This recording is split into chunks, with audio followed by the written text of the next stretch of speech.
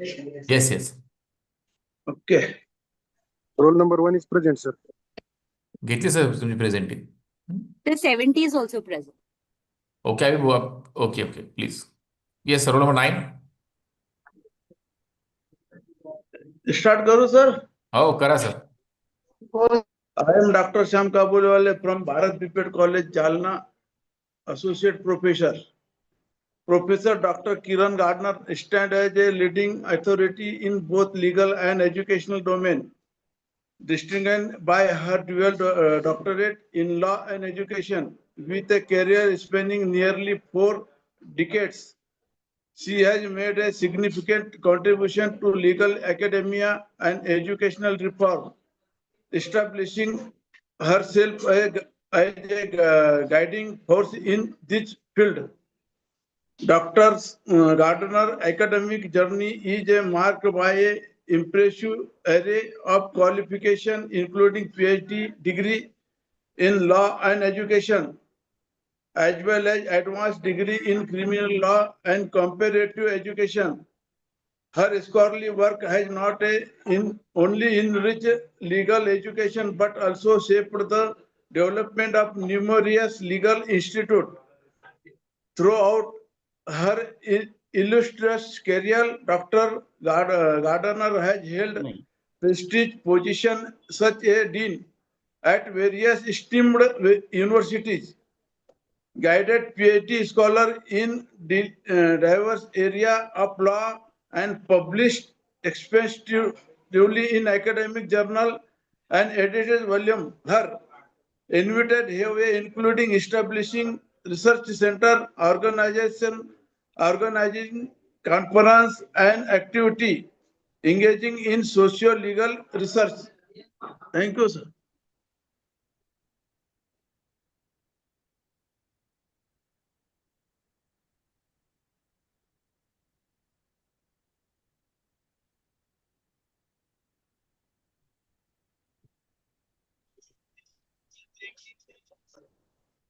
Hello. Hello. Namaskar, madam. Namaskar. Good afternoon, everybody. Can you hear me? Yes, ma'am. Yes, ma'am. Yes, ma'am. Good afternoon, ma'am. Good afternoon. Just can I just have a understanding as to who all are the participants? I get to understand that faculties are from the various field, right? Right. Yes, ma'am. Yes, ma'am. Yes. Chemistry. Yes, Okay. ma'am. I'm from commerce. Yes, madam.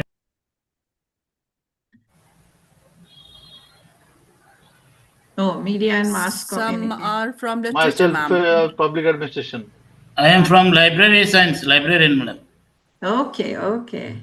Nice, nice. I think we will have a very, try to have an interactive session where we would be able to, like we all are in the academic field and we know how we are transforming to e-governance.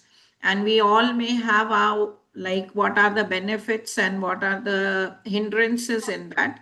So we can have a very interactive session where I'll just give me a few minutes where I can upload my. वो भी देखने का है reflective journal किधर है? वो तो ma'am Vaishali ma'am से बात किया।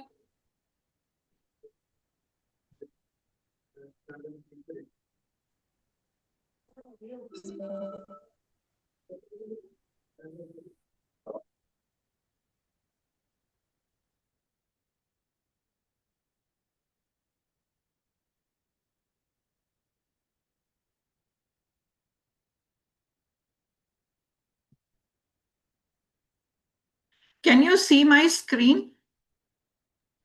Yes, ma'am. Yes, ma'am. Yes, ma'am.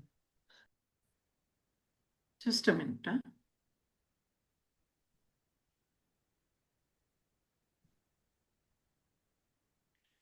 Yeah. Is it visible, right? The screen? Yes, Yes, ma'am. madam. Yes. That's Yeah. clear. Okay. Yes. I know Marathi also, and I know Gujarati and English. So we can be free in talking in any language that you prefer. The topic that I'm going to discuss on is e-governance in higher education institutions and the law relating to it. Now, we will talk about what is e-governance and what it is that we are looking for, and why is this topic so very important. Just 1 minute, I'll just.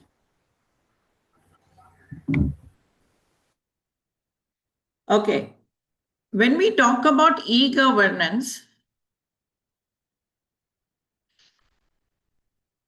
e-governance in the higher education refers to the integration of a digital technologies and innovative strategies to enhance teaching, learning, administrative process, service delivery, and data-driven decision making in higher education. Now, if you see this 6 lines that I have displayed, where it emphasizes that when we are using technology, when you are moving to digital delivery of education system, it will help us in enhanced learning. Like if we say of today itself, I was just seeing that more than 70 people from different parts of the country, from different profession, and we all have come here together, right? So this is how the technology works. It enhances teaching learning process. It enhances administrative process. It also deals with service delivery. And the most important is that with e-governance, we take decision based on data. What is the data that we have? And based on that data, we take a decision. Now, I would just pose one question before we move forward, that how many of y'all like are using technology? We may have faculties from technology and engineering field. How many of us are using the technology in day-to-day administrative or teaching processes?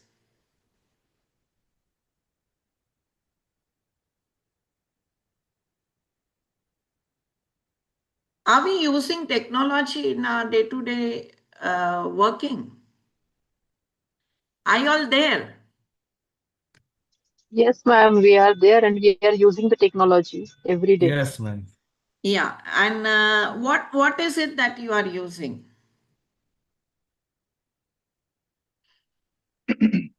Madam, actually, we are using technology everywhere, of course. First and foremost, all our files are being stored in Google Drive or OneDrive. And starting from that, we are using Google what are the sheets, Google Forms, and all these things in our day-to-day life, especially to collect some details from the students. We just use this Google Forms, and also we use some what are that data entry through Google Sheets, and all these things. Apart from this, we use some LMS and other modules also. Very good. Very nice. Very nice. Yeah. Anybody else who would want to say how you all are using the technology in our day-to-day life, especially in higher education? How are we using the technology? Madam, apart from that, I also have some blogs, madam, and I post my what are the lectures there. And whenever I go to address people in some other institutions, first of all, I post my PPT on my blog, and then I go there and present, because most of the times people will be focusing on taking notes of those PPTs only. So in the beginning itself, I inform them, see, it is very much available in my blog, so that don't worry, listen to the lecture. So this is That the is- method which I use. Okay, that is very good. And I have already shared my PPT with the organizers. So you also don't need to take down anything. We will just Thank you. talk and try to understand what e-governance means and like how it has become very important as of now. Ma'am, Yeah, at you want to say something, Dr. Kundan? Yes, yes, please go ma'am. ahead. At our place, we are using digital diaries on which we are filling our daily activities we are taking in our academic. Okay. Also, we are filling our attendance online. Apart from that, various teaching tools I'm using, Kahoot, then Prezi I'm using, Okay. Geopid I'm using. So these all things we are using in our day-to-day life for teaching, ma'am. Very Thanks a lot, nice. ma'am. The thing is, in the days to come, we will move digitally a lot. We will have to, like, where there are lack in skills, where using digital tools and platforms is where we will have to upgrade ourselves, upskill ourselves to ensure that we turn what do you call technology friendly and we move to e-governance. I will just share one example. Like when we had, like we were going through COVID and we were supposed to deliver classes online. And I saw like many of the faculties, they said, no, we're not going to deliver classes online. And they said, we'll send the material to the students, we'll send the PPT to the students. But there was a fear of taking class online. And now, like during COVID, we all were forced. And I remember that, like I said, okay, I will take classes online first. Initially, I also thought like, oh, I am like reaching my 60 and now where I'm going to learn the new technology and get into it. It is better for me to retire. But then I said, okay, let me try and let me use technology. And then the young people will not have any excuse that a lady 60 years old is learning, then we can learn. And that is how we moved online. And when we moved online, we were taking classes online. All of us may have done that, right, during COVID time, that we took classes online. Then exams also was conducted online. Results also were declared online. So everything turned digital. And after COVID, there was a big challenge of bringing the people to the college. The students did not want to come to the college because they turned comfortable being online. And where I am in Bangalore, post COVID, things have changed a lot, especially in the IT field. Like the society that I stay in, more than half of the population, they don't go to office. And if they go to office, they go only for 1 day in a week or 2 days in a month or so. Most of them are working from home. And if you see the technology in higher education, the e-governance in higher education is also expanding at a very high speed. And we really need to upgrade ourselves so that we are able to use the technology for the benefit of the education, for the benefit of our students, for the benefit of our administration. So what it requires for us now is to adopt to digital tools, platforms, and pedagogies, and to create engaging and personalized learning experience for students and improving quality of education reaching the masses. See, we can now, like if you see, a lot of courses are available online and trends are changing. I remember when we grew, if I had a graduate degree, I would end up in a job. Now, only degree will not be enough to get a job. They need to have skills, they need to have knowledge, and a lot of things are available. Lot of information is available online. Lot of courses are available online. And we also can launch many courses where we have skills. Yeah, you want to say something, somebody?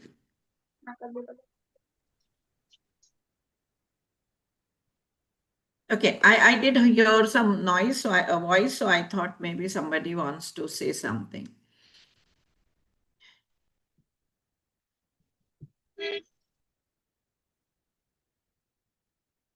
Just a minute, You I'm can trying. continue, ma'am. No problem.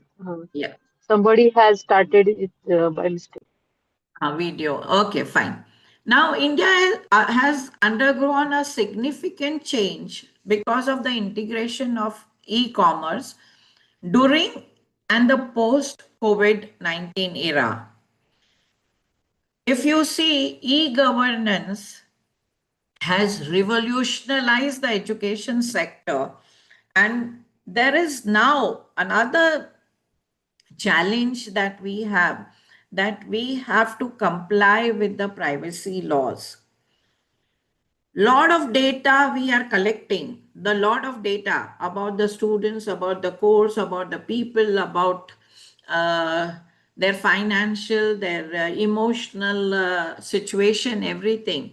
And it is very important for us now also to know that there are privacy laws relating to all these information, and we have to comply with these privacy law.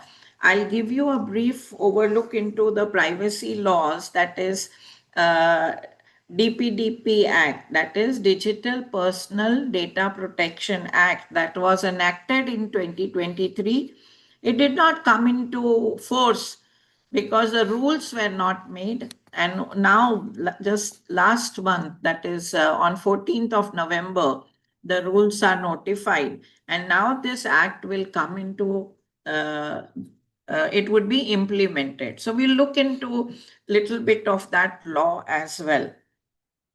Now, what e-governance does is it optimizes resource allocation, it improves efficiency, and it reduces bureaucratic hurdles. Like we are using the software like in our universities.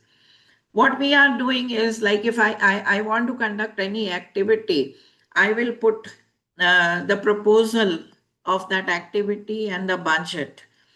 Once the management approves the budget, I would send the approval through the portal itself to the accounts department, and accounts department would transfer the amount to my account, to the institute account. We conduct an activity and then we send the report.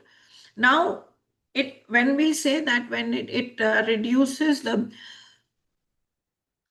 bureaucratic hurdles, means you don't have to go to your vice chancellor, you don't have to go to your chancellor, you don't have to go to your registrar, you don't have to go to the accounts department. Everything can be done, or in many places it is done online. And when it is done online, like, there is a record which department, how much amount has been allocated. In that budget, if they are conducting certain activities that can be easily approved, the allocation to various department, whatever the budget is, that is visible. So it leads to transparency, it leads to accountability, and it reduces the bureaucratic hurdles that are there in administration. Now, what is the impact of e-governance? as I said, it improves transparency. It streamlines administrative processes where uh, you are not dependent on a person's what you call whims or on their moods as to whether the allocation will be done or how the things would be done. So it lays down processes as such. It enhances accessibility to the educational resources. Like if you'll see nowadays, like we in law we have a publisher in Eastern what you call book house. What we did is we took e-learning package from there, and this e-learning all the books are available online, and the students can access all these books online. So there are nearly 12,000 books that are law books that are available online, and it is available for all the students. So what has happened, like in our university, students need not go and occupy space in the library. They have their laptops, they have their tablets, they have their mobiles. They can access the reading material from anywhere that they are sitting. And it also helps in collaboration, like when they are taking on the online any other material, they are able to share it with their, if they are working on any project in a team, they share that among the team, and they are able to do the project together. One thing that I have seen here is the admission process. When it has led to e-governance, it has turned very simplified. Like the students, they go on the, they apply online on the university website.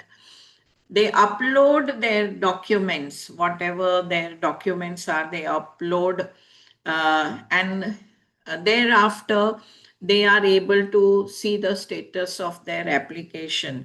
So if you look at, like it has it gives, take care of admission process. I will discuss this admission process further in detail. We have digital students records are maintained, as one of our Dr. Kundan pointed out, that attendances are taken online. When you have to generate, like in our university where we have the requirement of 75% attendance.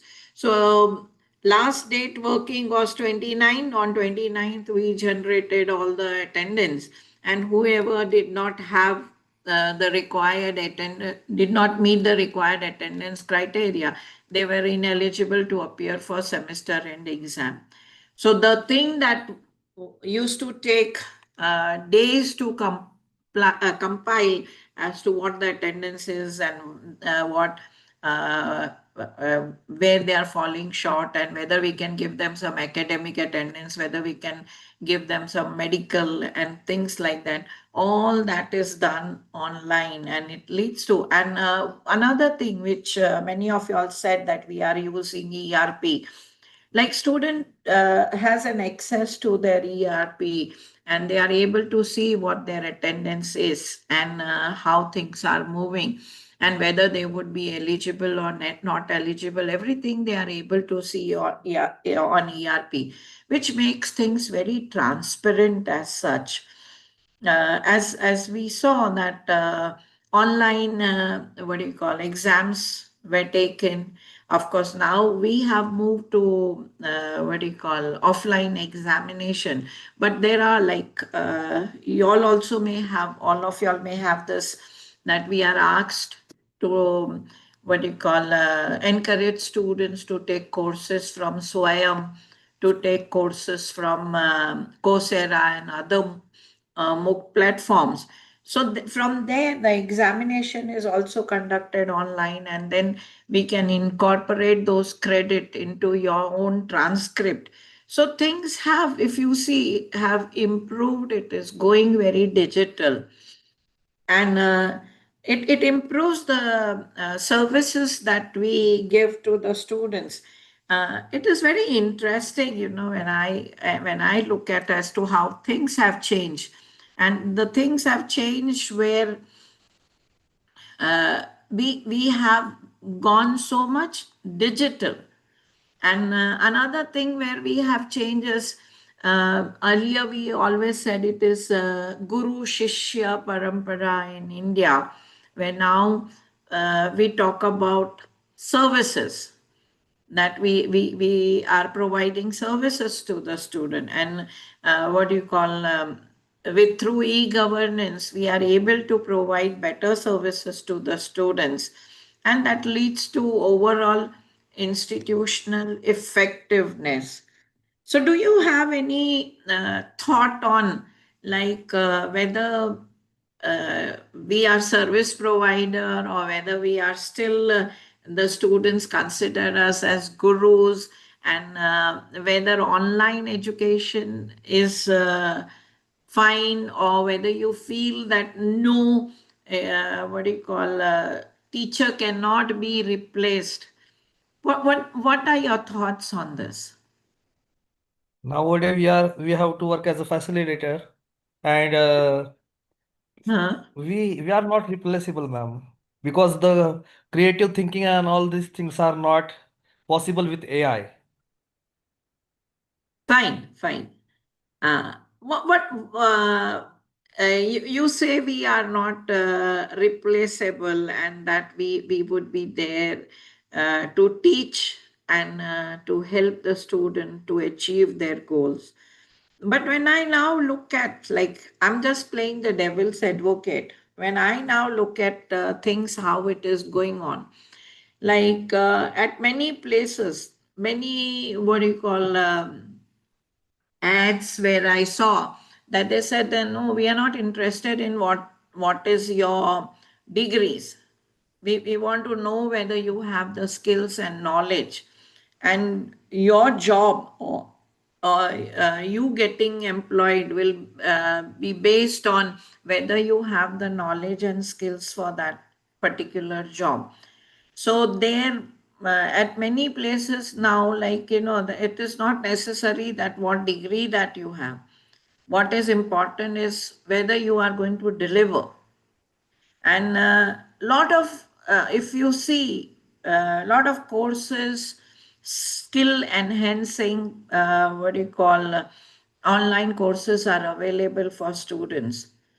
Do you think that, is it not that, like, the students, irrespective of what we are going to teach, but if they are well aware, and if they are very proactive, they would still be able to find their ways?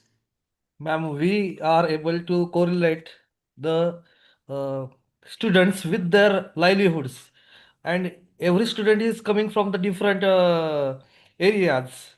Okay, so Okay. we can correlate that area. It is not universal to all the students, no. So we Very can true. take. Sir, Yeah. how do you look at, like, do you see that in the little rural background, the students are techno savvy, or they are not? Yeah, I'm working at Latur, Uh, Maharashtra. The students are techno savvy, ma'am, no problem. But they are not able to relate it to understand more with their daily activities. okay. So we are making it easy for them. That's why there is a need of teacher in 21st century, ma'am. Otherwise, otherwise it is not needed. Yeah, I appreciate that. Like, yes, that teachers would always be needed, and there is no doubt about it. Like, but at the same time, like, we feel that even teachers now have to keep upgrading themselves, because education system in itself is in complete transformation because of the e-governance. And if we are not able to keep in pace with this, I think we would lag behind, Yeah, because ma'am. students may not be able to move forward. Ma'am, I am trying to learn AI in chemistry. I have got searched for the course also. The fees is quite high. It is near about 2 lakhs. Okay. So I am trying to keep in pace with the AI age. Very true. Because maybe, like, unless we be in pace, we will not be able to help our student also. That is a big challenge that we as faculties are facing now. And we cannot say that, okay, we're not going to learn, because just yesterday, one computer application girl came to my office and she said, I am having a startup and I want to make an app to help the students get placed. And she kept on took me through the entire what do you call software that she is designing and all. I had to ask multiple questions. I had to try to understand what she was doing and how that app is going to help students to get proper internship and placement. So, like, I'm just sharing my experience as to how things are changing drastically. And I really appreciate that you are keeping pace, like our university. Like we are moving ahead, and like our chancellor has a vision that I want to make AI first university in India. So the Anand Sagar is moving ahead to become an AI first university, and nearly 500 crores project is been put by next will be ready by next year for implementing AI first with collaboration with other what do you call what software providers. So yes, we have no option now. If we have to move, we will have to move to e-governance. And I would really appreciate the organizers of this refresher course, that they brought this topic, that we are able to discuss, and we would able to know what now what I'm giving is what do you call just an overview, but there's much more to deep dive into this as to how we can be more techno friendly, how we can more go digitally. And this is going to be the tomorrow, whether we like it or we don't. This is going to be tomorrow. And if we are not going to be able to keep pace with this developing technology, we will be left out. And we will not be able to grow, we will not be able to connect. And the more you become techno savvy, the more you move to e-governance, the more you become digital, the more the world will be open to you. There are lots and lots of courses at the initial level, which are not even, what do you call, very expensive, and you can start with. But you will have to start with. And I see over here, there is tremendous impact of AI in Bangalore. Like, lot of technical experts are losing their job because of automation due to AI. So we lot of them have been laid out, and see, laid out in one industry benefits the other industry. A lot of IT personnel who have been laid out, like they felt it wasn't right what happened. So many of them have joined the law school to study the law. Right. So we really need to upgrade us or upskill ourselves as such. As you said that, like, PPT, you share before you actually go. Like, before I actually came to talk to you all, I shared my PPT as to what I'm going to talk, what would be the flow of it, and which helps what do you call the others also to know how things are going to be. Nowadays, like you have lots and lot of resources that are available online. So online libraries like are available, which you can make use of. You have remote access to study material, and what is happening with embracing the e-governance and with embracing the technology, you ensure that quality education is available, it is access to everyone.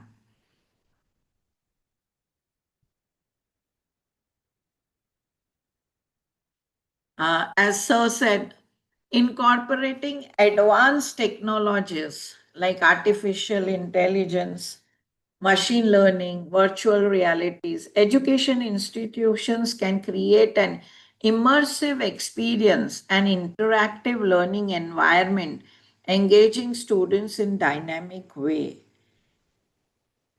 When we learn, one of the participants said, I use Prezi, I use.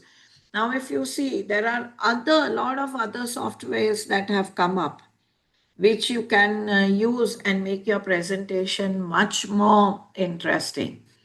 With lot of videos are available, lot of material is available where you could really make it so very what do you call immersive and interactive uh, teaching material for the students.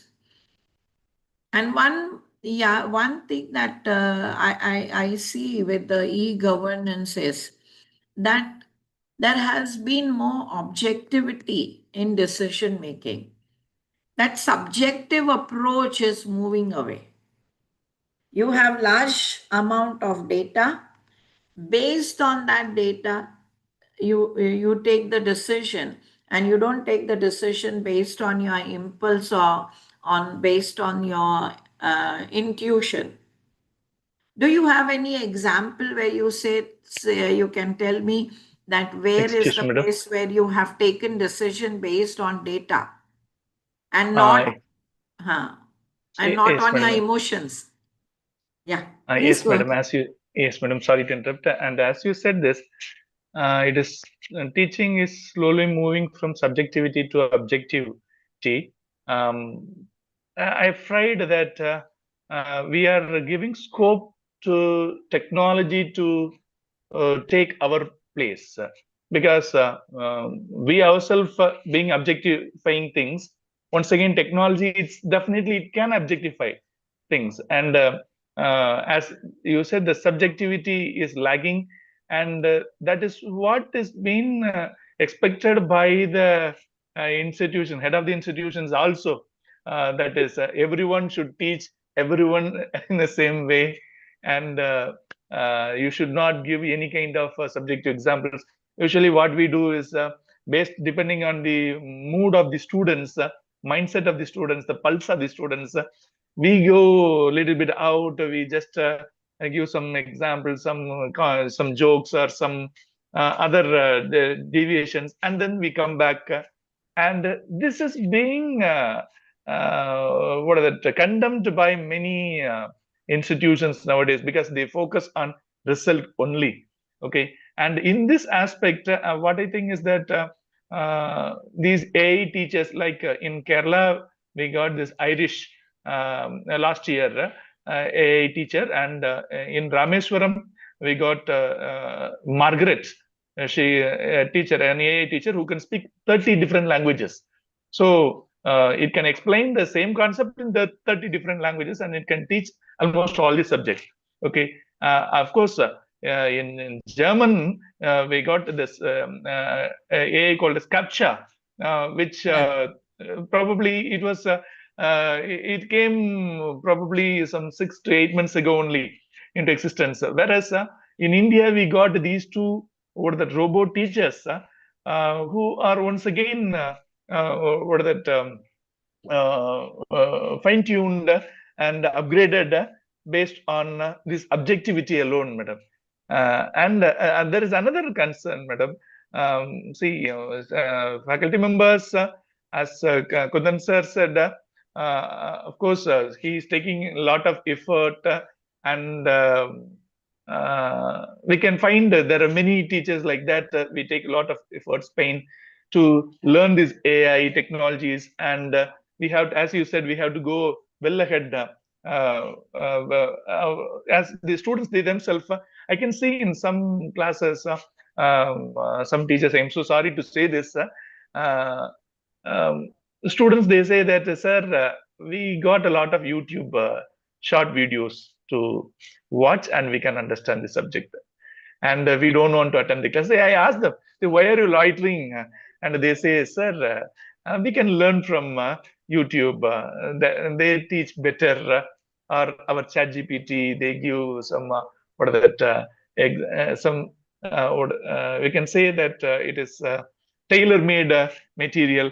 Whatever I need, it can give, which my teacher cannot do that. So why not we have some kind of, see, I'm so sorry to ask, I may be ambitious in asking this, just being kind of conducting this refresher course, does it mean just a kind of learning alone, or can't we whatever, have a kind of resolution, and can we pass to the government and stating that all the teachers across the nation definitely should undergo some kind of intensive AI training or technology oriented training, because they are going to teach the next generation. And let us say in an institution today, probably at least 10 to 20% of staff members only are interested to adapting or rather learning, okay, these technologies, whereas others never show any kind of interest. And I am really moved, as you said, at the age of 60, you just want to learn the new technology, but it is not there happening at the age of 40 or 50 year around us. So why not we just pass a resolution and pass it to the government and make it mandatory. As I said, I am so very ambitious. But if things happen when everyone are given the proper input, they can create a better future for this student community. This is what I feel, madam. Sorry to interrupt, madam. What's your name, sir? I'm Dr. K. Kaviyarasu from Vivekananda College, Kanyakumari. Okay, great, sir. Yeah, I do appreciate, and in this, one thing for sure is that, see, this interaction of us will at least bring that awareness that we need to upskill ourselves, right?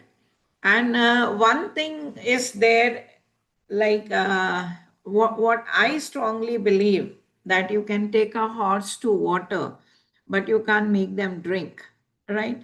So government forcing. Now, if I look at this group also, to be very honest, you would say that for your promotion, you need this refresher course, right? So many of us would be part of this because we want to go to the next step, right? Yes, and therefore, if you see, when attendance is taken, like I am there, you're making sure, because you want to get that certificate at the end of 13 days, right? Yes. So, see, a lot of things can happen when we are proactive. And at the same time, to understand things, like those who have little, ventured into this area, I would say that, we are in the phase where, as you said, everybody wants, I know what I want. I can read the YouTube, and I see the YouTube. I can take something from Chat GPT and all, and I can do. I'll give you two examples which I recently, experienced. We stay in the society. There were certain issues, legal issues, and they brought the matter to me, and I said I will look into it, and I'll reply back to it. One of our techno savvy person, he went to used this perplexity and all these thing, and then he came up with a reply to that, and then he's saying मैंने देखो कितना अच्छा answer बना दिया, right? We don't need lawyers also. We can do it And when I went through, we have now Bharatiya Nyaya Sahita instead of IPC. All the sections that he had quoted was of IPC. Now he would not know unless he is in the law field. Right?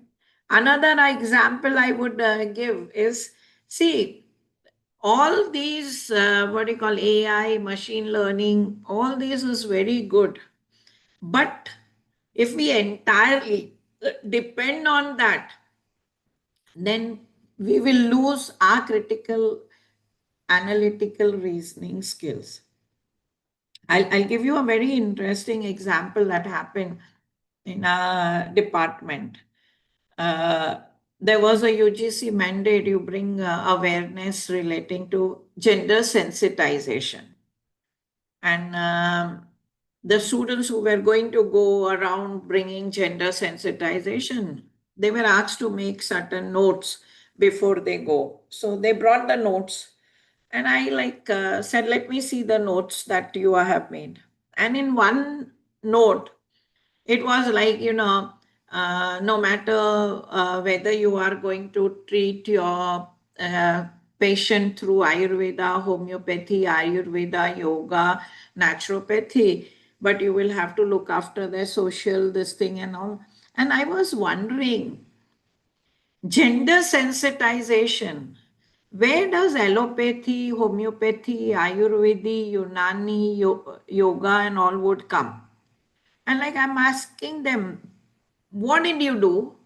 And what has gender sensitization to do with this different branches of medical field? And I was very annoyed. I was very upset.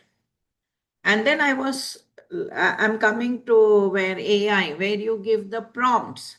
What kind of prompts that you give to AI?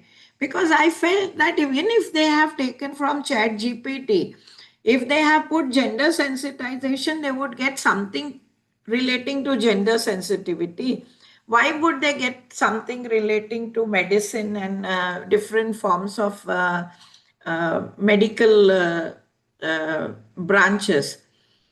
Then I was thinking, and then I realized that instead of putting the prompt gender sensitization, they put the prompt gender sanitization. Right.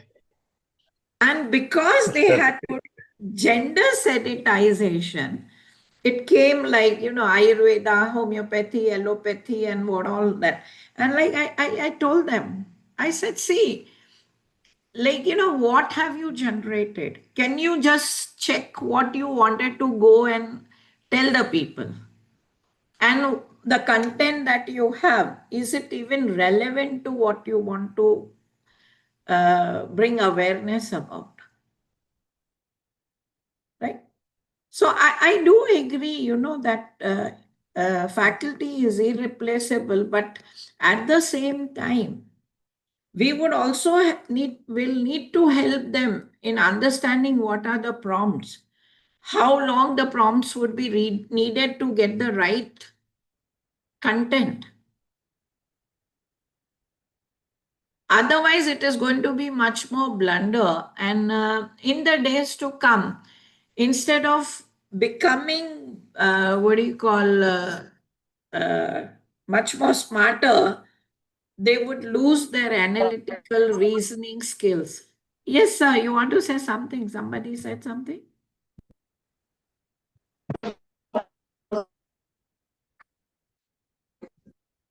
Yeah. I'm not able to hear you, sir.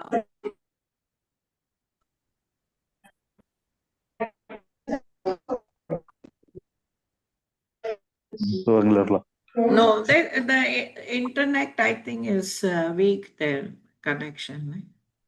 Y'all can hear me, right? Yes, Now, ma'am. if you look at, we have been effectively been able to use what do you call e-governance, especially in admission process. Like as I said, from anywhere, now students have turned very smart. What I want to study, they can search, they can go to all the universities' website and see what courses are available. They can give their applications there. They can upload their what do you call documents, degrees and certificates and all, and then they can wait and see the progress of their application. Now we are getting students from all over the country, and not necessary that they move to all different places to go to that college to see whether they get the admissions. They do the admission process. Once they get the admission, then they come to see the institution and things, and then they take a reasoned decision. So this has opened doors for the students to take courses of their choice, to study in the place of their choice, and to grow. And one thing, yes, they need to move, and e-governance is giving opportunity for students to decide on the courses of their choice and the place of their choice, and they can move and they can meet their aspirations. This is one thing that I have really fallen in love with, is now that we have this what do you call e-learning platforms, like as y'all also said that you are using LLMS, you are using ERP, you may be using Moodle, Blackboard, Canvas, and all these e-learning platforms, and we like are also moving into uh, designing short courses and delivering through this e-learning platform. And as I said some time ago, I would really repeat that with the degree, see, whatever is new today, to come to the notebooks, to come to the books and to come to the class, it will take some time. And education is moving so fast that we will have to move fast. Like till last semester, we were teaching labor laws, right? January, new semester will begin. Yesterday, I gave the faculties the work allotment that you will be teaching these subjects. Today, my faculty sends me, ma'am, labor law, what last semester we taught was according to the old labor laws, but now this labor code has come into implementation from 21st of November. So we can't teach this, we have to change. Right? I said, I'll come tomorrow, we'll look into it. So it is not like, I remember when I was studying, my faculties used to bring their notebooks, the notes that they may have written 10 years, 15 years ago, and sometimes their notebook would turn yellow and they will come and teach from that. Today, can we do that? What we have taught 1 month ago, if we have to teach the same topic today, there is a lot of developments that has happened in 1 month. Now you can't say that what you taught a year ago, that we can teach the same thing now. And then what you pointed out, that is what will happen. Because today every student has an phone, iPhone or Android phone with them. Everything is available to them. They are continuously, they are looking at various videos or whether all chats or podcast and all. They're getting the basic information there. What is it that you are going to give beyond?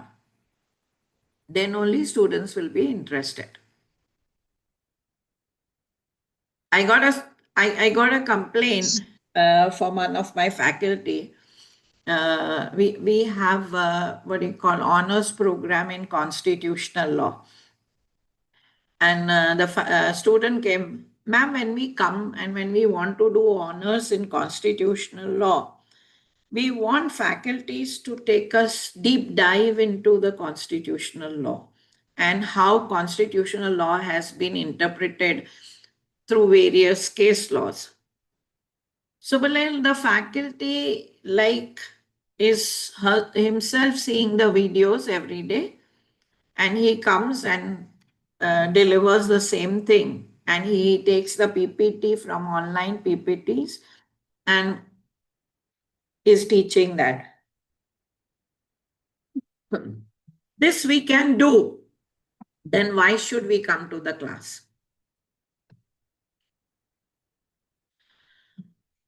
So you have to see what is going on and from where you can take to the next level.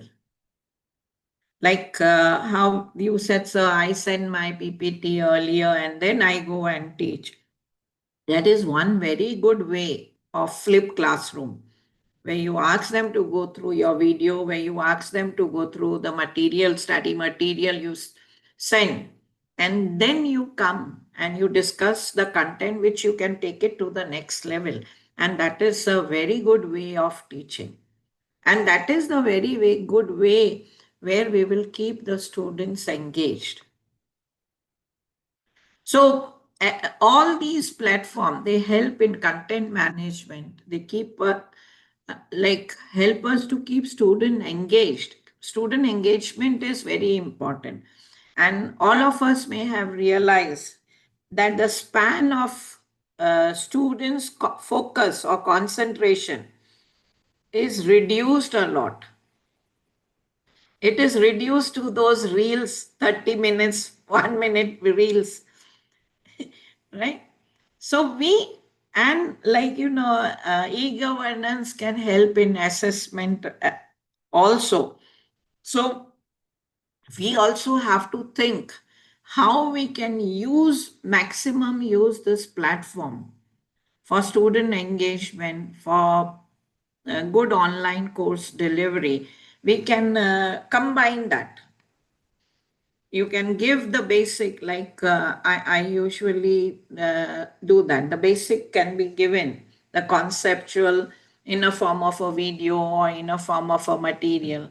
And then when you go to the class, you say, you go through it, you read through it, or you see this and then come, and then I'll take things further. Anybody who has anything else to say, add to it? Next is student information management system. I think this is there in all the universities now. We put all the students' information in students' management on ERP. All this information is there. Their photo is there. Their qualification is there. What all grades they have got in various semester, that is there. Their counseling detail is there. Everything is available, whether they have paid fees, what are their financial data, everything is now you can put it up on the what you call digital platform, and that becomes very easy. You can find the information of any student on the click of the mouse. Earlier we had to remove the stack of data, and then at times we did not have that data. So now what is not there would also be easily available. Yesterday I had a situation when a girl said, no, I should be promoted to 5th semester. I said, show, open your ERP and show me. So she opened the ERP. Then I said, show me your semester 2 result. So she showed me the semester 2 result. Then I said, see, the semester 2 result, you are failing in one subject. And the regulation says that if you have not cleared first year, you cannot go to the third year. Wow. Hello?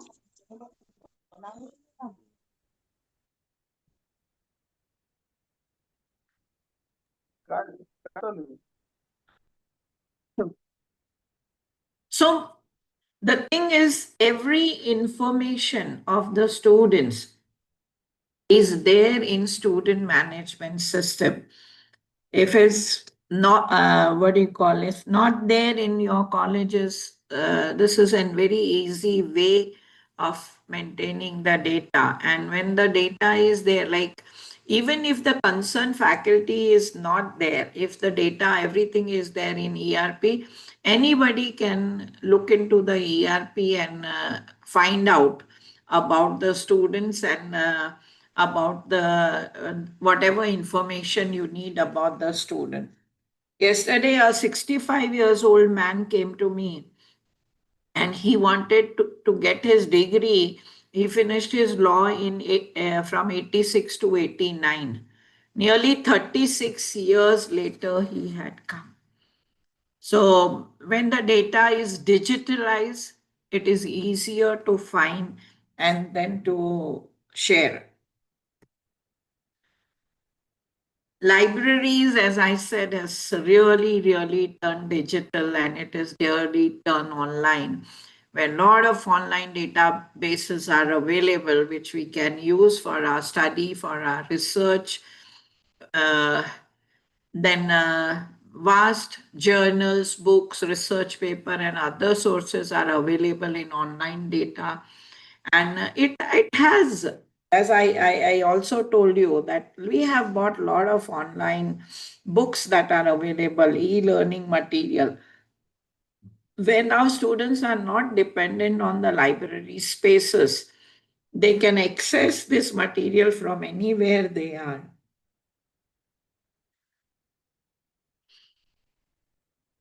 And administrative processes, as I said, when it gets streamlined, it becomes very easy. Like, once the student has what do you call, promoted, their course registration, their fee payment, paperwork as such is reduced a lot, and we become more environment friendly as such. Digitalization also has minimized error and it saves time of students and administrators as well. And one biggest advantage of this is that due to automation, we are not spending time on doing the same thing again. We do are left out with time where we can spend those time in more value-added activities like research and teaching. Ma'am, do you want to say something?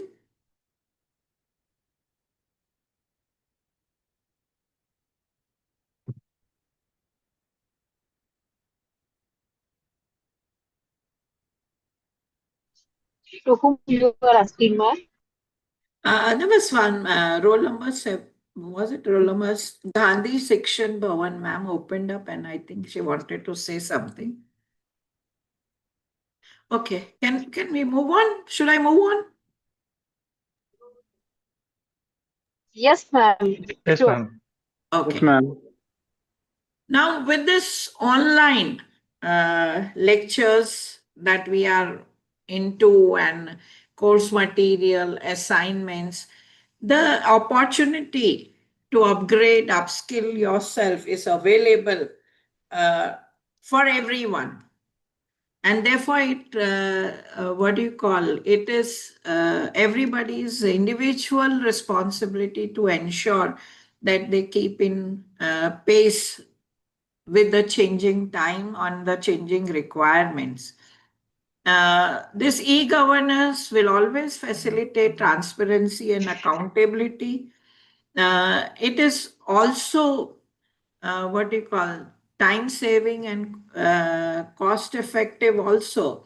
Like if you look at this platform today itself, from different parts of the country, people are there and they are participating in this refresher course, which is possible because of the technology. It facilitates communication, collaboration among various stakeholders in higher education system.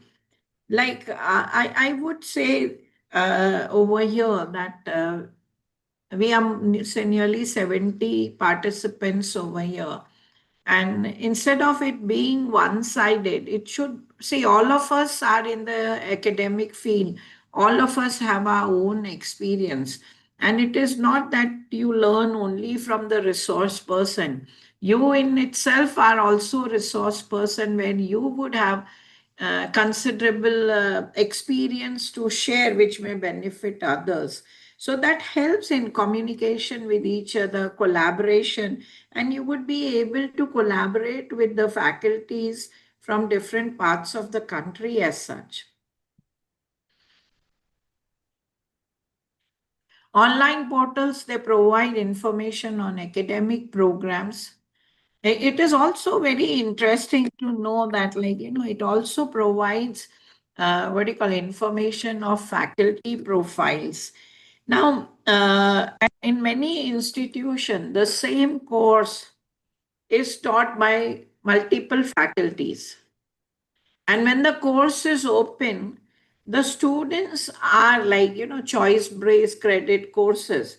The students are, what do you call, are free to see that under which faculty you want to register for that particular course. And if not this, next time when that faculty is offering that course, you can take that course in the next cycle. And this, like, information as to which is the faculty under whom you want to study, what are the research grants, that is, what have been the financial transaction, all this is, if it is available online, then if the students or the other stakeholders can take a reasoned decision. So, as I said, it brings transparency, it brings accountability, and it also opens the avenues to learn from the right kind of people that you want to study from.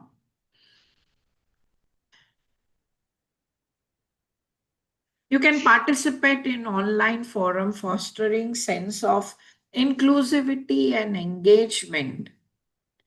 Online portal, like it is very nice when you interact, because you get to understand others' perspective also, and it should become, many a times it like, when I go, and if I'm just the one who is going to keep on speaking, and like, if you even ask a question and there is no response from other end, I really feel whether I'm talking to people or I'm talking to myself, right? The online platform can be very collaborative platform, empowers students, empowers the participants as well, and they can express their opinion.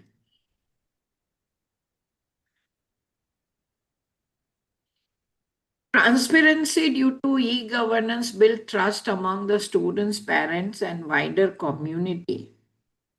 Do you feel that it brings trust among the students, parents, and wider community? Because everything is available. Like when I am taking this lecture, like many a times, I remember during COVID when I used to take lecture, one fine day, a LLM student came with her mother and said, "Ma'am, during the COVID time when you used to take lecture, my mother also attended all the lectures."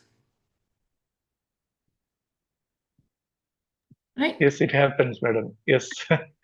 When I went an address in a conference, one of the participants, he came and said, "Sir, I used to listen to all your lectures, and I was wondering, I have never seen you." And he said, I listened to my cousin's lecture when Yeah. he taught in class. So see, now with all this online portal, like, it has opened up. What do you call, education is not now confined to the four walls of the classroom.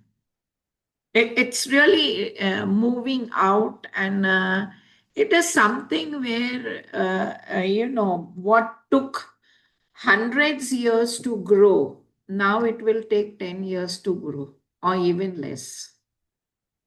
Because when we grow, we've entirely depended for our material. Like I studied in a smaller place, and I entirely depended on my teacher. Whatever the teacher said, whether it was right or wrong, I depended on that. I remember when my daughters were studying, they wrote, even when it was to write a small p, they always wrote capital P. And like I was telling them, "Nahi, when the P is in the middle of the word, it should be small." But they did not understand the difference between the small p and the capital P. And then I went to their class. I was teaching in the same school. I went to their class and I saw the teacher always writing capital P and not the small p. Then when I had to tell him, "Innocent, you're making mistake. That's why the students are making mistakes." Right? So you depended entirely on the faculty. Now the students are not entirely depending on the faculty. They have all different sources from where they can get the information. And we as a faculty, we have to upskill ourselves. Otherwise, students are not going to pay attention or listen in class, or may not be very encouraged to come to the class.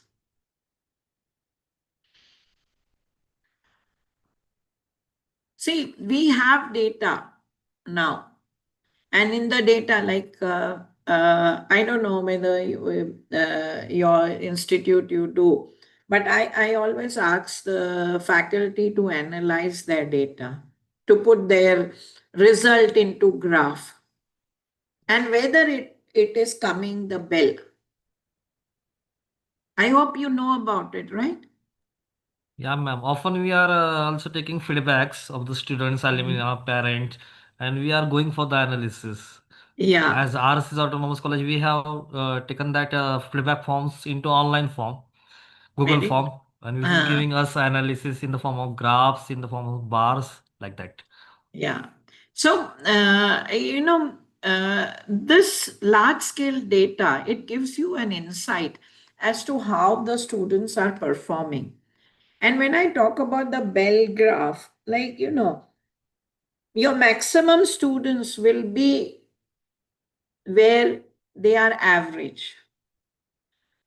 10 to 15% will be excellent, and around 10 to 15% will be underperformers. Now, when you analyze this data, then you will know who are underperformers, whom you need to give remedial classes and help them move inside the bell. And those who are getting 80, 70, 80%, if you analyze, then how you can help them to go into that 10, 15% of excellency. Right? But if we don't analyze the data, then what happened? I have taught, like, some of my faculty will say, "I have taught in the class, I have done my work, and whether you have understood or not, it is your problem." Right?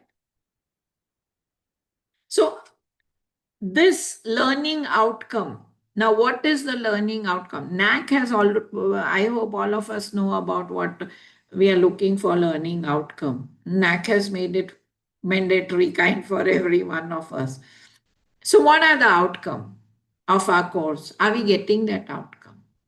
And when you do all these analyzing, then you reach to, you see how effective your institution is performing. Right? A data-driven insight supports evidence-based policy making.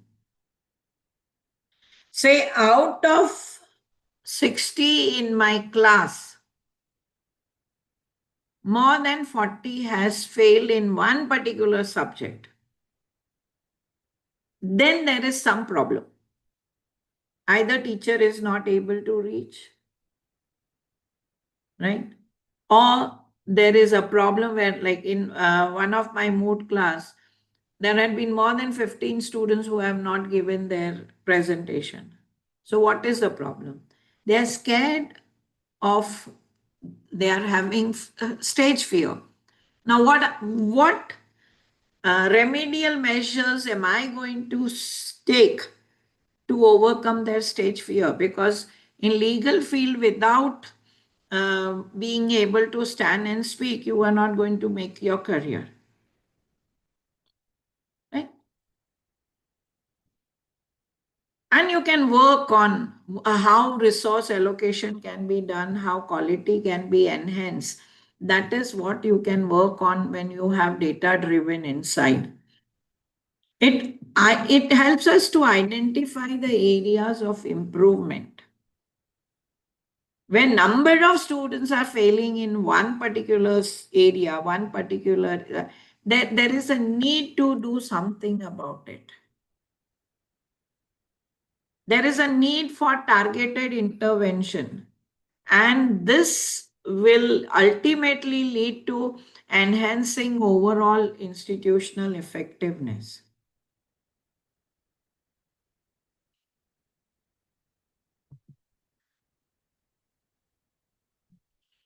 Now, this is one thing, and this, in spite of the fact that we are in a, what do you call, tech city, even we face sometime, like, we have one network, we also have another network, because if this is not working, at least the other should work when you are working from home. But I do understand that when you are in rural areas, this challenge is much more of accessibility of the internet and infrastructure for e-governance.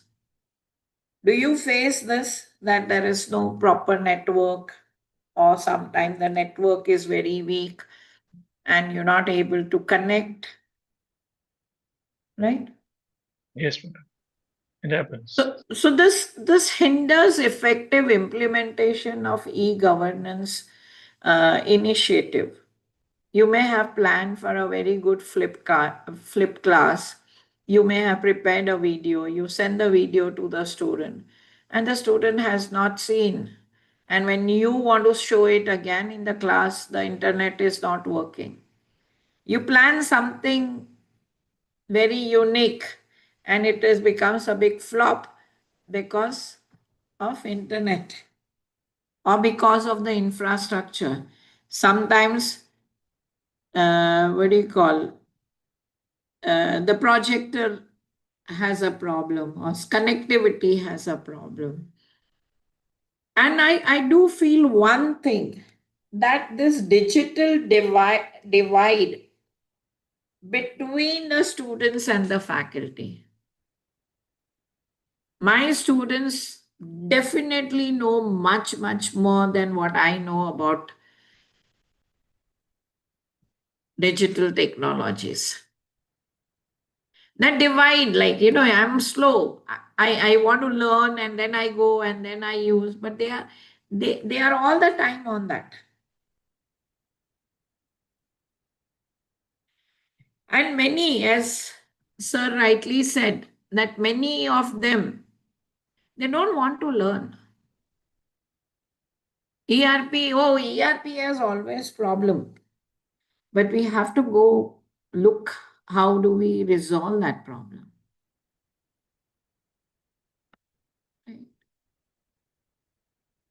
So there are challenges in effective implementation. There's a divide between students and the faculty. Internet accessibility, infrastructure may not be available in many places. Data security and privacy laws are critical aspect of e-governance, ensuring the protection of sensitive information, maintaining trust of the stakeholders. Anyone who is aware of DPDP Act?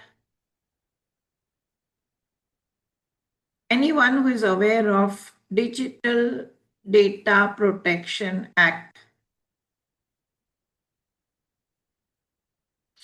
In Europe, we had GDPR, that is General Data Protection Regulations.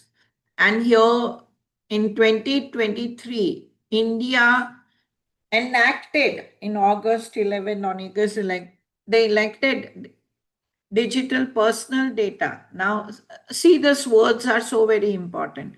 Digital means data that is digital, that is personal, and protection of this data, the act is made in 2023. The act is made in August 2023. It has been more than 2 years. It has not been implemented.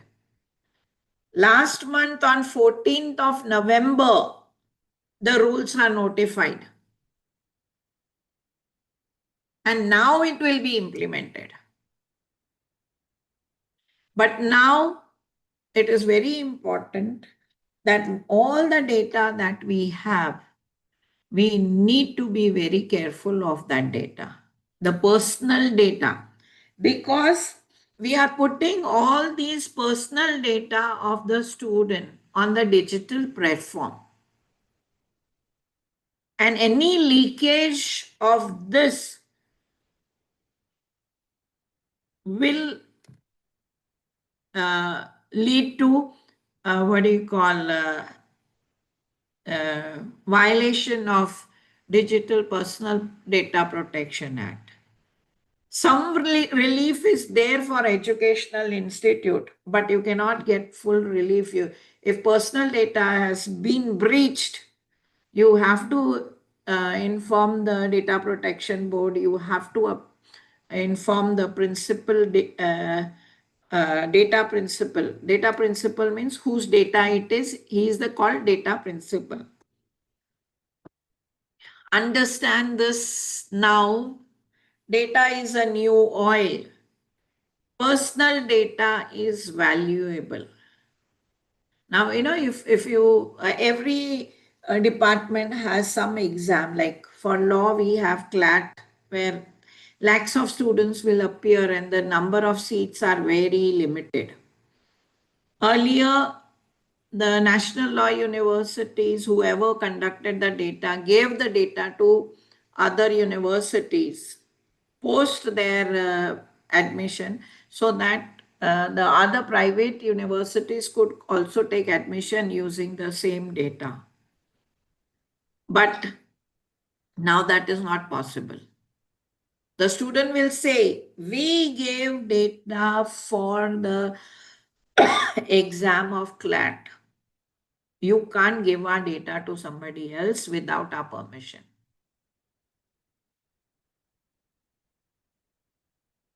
So something like consent has become very important. So data privacy, significant issues today for the students as well as educational institution. The breach of data may lead to deficit of breach may lead to trust deficit, and this is going to affect their credibility. The data that you have, and if you're leaking the data or there is a breach of data, that will affect the credibility of the institution. And it's violating the law as well. According to preamble of that law,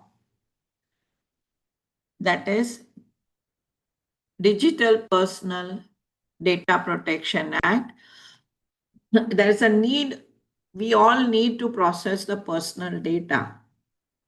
We can use this for any lawful purpose. But the second part of it is very important, that for what you are taking the data, you have to take the consent of the person. One, and very important, you take the consent of the person for what you are going to use that data. And you cannot use that data for any other purpose. So I'm connecting this e-governance with law.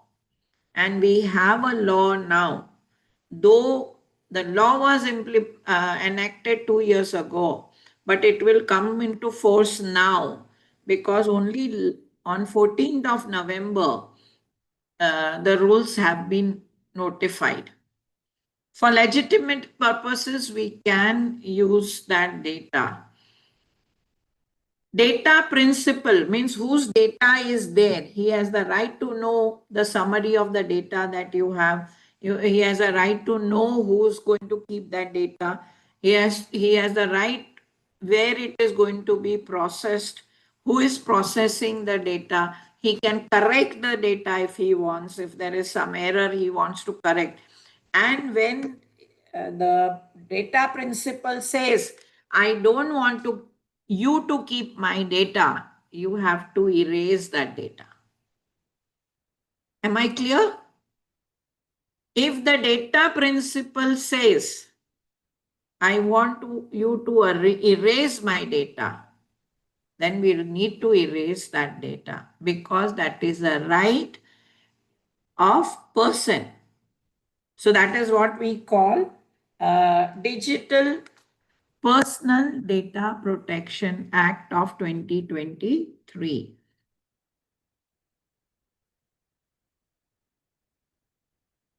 And we need to, I have explained that we need to, maintain the security of data. If there is any breach, we need to bring it to the notice of Data Protection Board of India. This board has not been constituted as yet. Once it is constituted, we will have to inform them immediately, and also the data principal. Data principal means to whom that data belong. And if the person, and once the work is done for what the data was collected, the data has to be erased or deleted. The person, we have another person that is called data fiduciary. Data fiduciary means the person who is going to use data, like the university. We have a data of the students. So we are data fiduciary, where we are using that data for our benefit. When it is a child's data, the consent of the parent is needed. Now, exemption is there for you cannot monitor, track behavior of any students or of any child below 18 and advertise directing the children. There is exemption. Exemption is given to educational institutions where we can track the students, but it has to be for his benefit. Right? Students' behavior, students' educational progress, students' mental health issue, we can track that for the benefit of the students and not otherwise.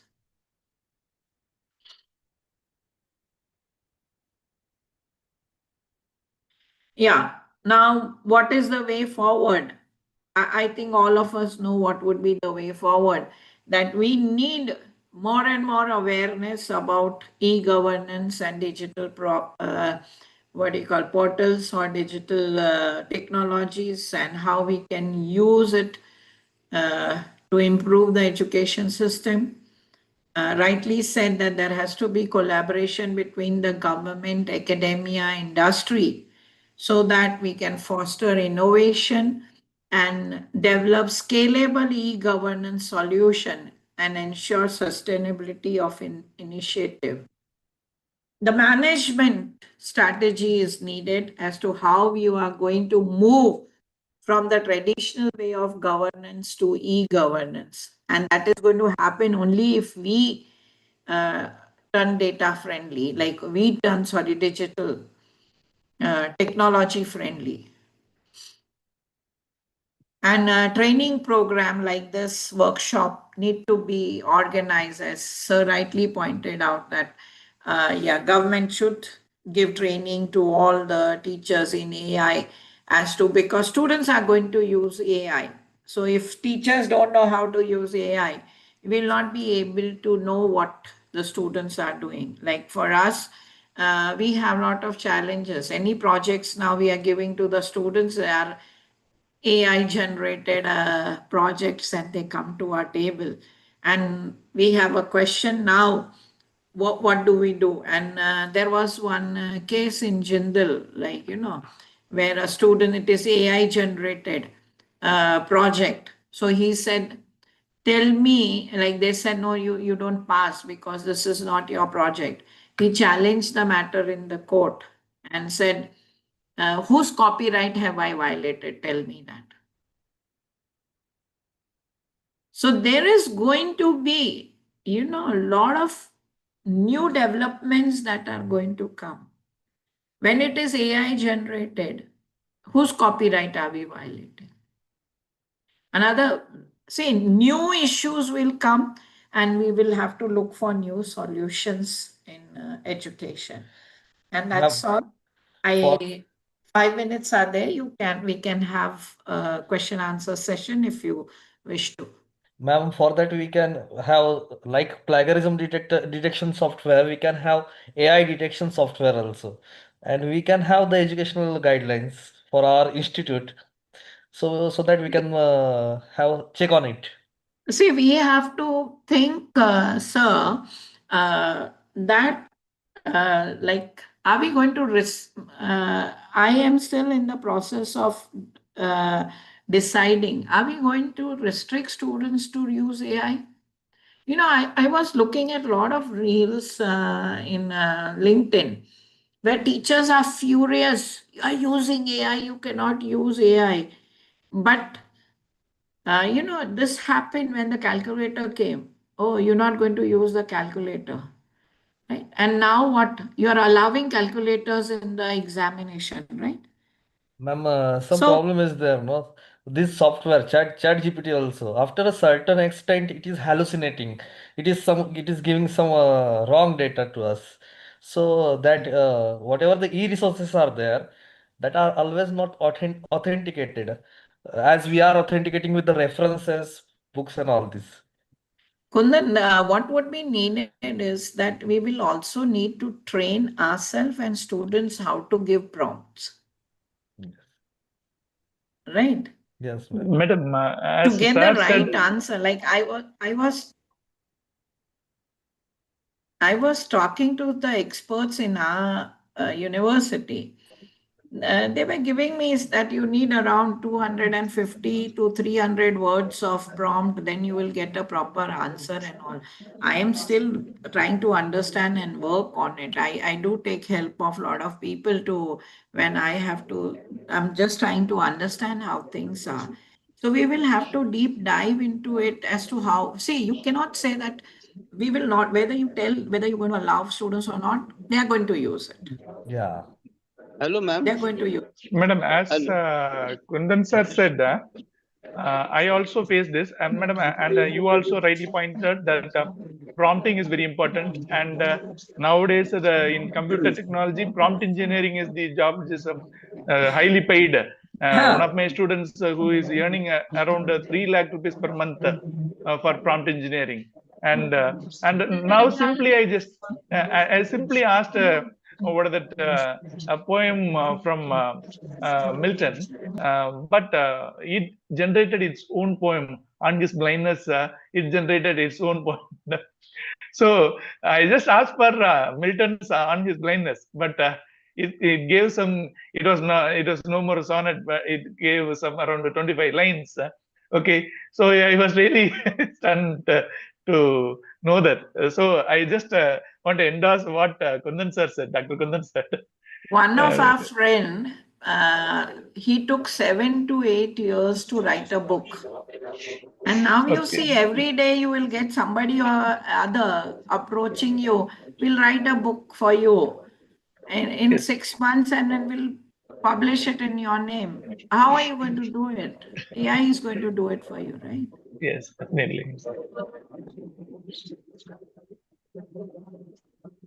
And we can welcome this, madam. Definitely, as you said, technology, this is going to be the future. It's going to be very disruptive, very disruptive. But let's see how things develop. Yes. Ma'am, I came across a research. Students said to write an essay with AI they have written. But after 15 minutes, whatever they have written with the AI, it is said to write them. But they were unable to write it. That is the thing. They are not grasping it. Just they are copying and pasting. And sometimes when when students commit some mistake, we just ask them to write some apology letter, and they would be afraid of writing an apology letter because when they come with some apology letter, we will be giving what are the lot of corrections, and we will be asking them to write once again. But nowadays, because of this AI, they come with beautiful apologies. Why? Ask for anything now, like even if the students have a grievance, that grievance he's not able to write on his own. They will ask Yes. ChatGPT to write their grievance letter also. Yes, yes. But what could be written in 1 or 2 lines? Now, the same thing you will get in 20 lines. Yeah, you're right, madam. Yeah, ma'am. Or some of the faculties are using that chat GPT for making the notices of student. So they are writing a one-page essay with the chat GPT instead of writing couple of lines. That is what is like, everything is there, but it has to be used very judiciously. That is important. It was pleasure interacting with you. I would have loved if others have also joined in. Thanks a lot, ma'am. Very nice session, ma'am. Thank you, sir. Thank you. Yes, thank you, madam. We really enjoyed this session, and it was something which, of course, is something we are going to have this as a future, and we want to strengthen the base in this. And thank you for this session, madam. Most welcome. Thank you, ma'am. And there is a problem in traditional colleges that students are not able to be present every day, and that colleges are not ready to adopt e-governance due to the fear of that 75% presenting. Because like the students of commerce, they are going for the CA or CS classes, and they are unable to do the classes. So e-governance can be there, but it can create fear of absenteeism. The college can go for autonomy, no, ma'am. We are autonomous college. We are having a wide range of freedom for adopting Yeah. everything. See, the thing is, see, we would adopt, but what would happen is, during COVID also we saw this. You are delivering the lecture, you ask question, there is nobody answering. They will log in and go away. Yeah, ma'am. So there are a lot of challenges, like you ask all the videos to open, internet will not work. So yeah, I know we have to find solutions, how we move ahead and how we can improve the delivery and all. But yes, this is the direction where things have started moving, and whether we like it or not, it is going to be there. So the sooner we adopt this and move on, the better we will be in the mainstream. Yes, ma'am. Thank you, ma'am. Roll number 9, are you there? Sham Kabulwale. I am here, madam. Yes. Yes, Please sir, madam. Bolo. Please propose vote of thanks. Okay, madam.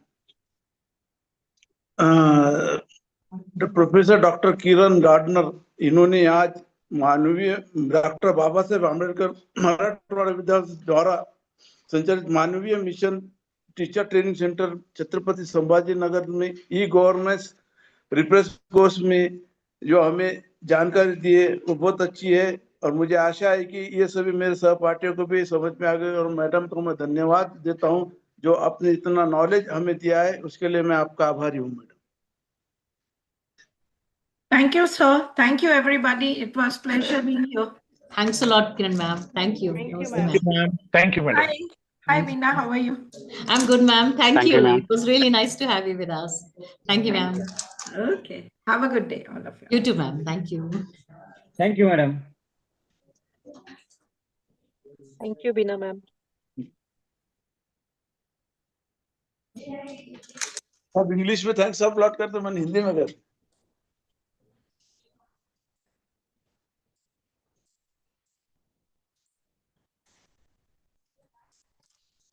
अभी आपका next session Jatin sir का होगा। मेरे ख्याल से 5 minute का break लेके हम लोग will can start with Jatin sir. Yes, ma'am. It's and okay. Please fill the feedback form also. थोड़ी देर में आपको ये सेशन का फीडबैक फॉर्म भी शेयर होगा। Ma'am, तो in fill chat that box also. only or Yeah. on WhatsApp? Yeah, it will come on WhatsApp, so start working with that as well. Okay, thanks a lot, ma'am.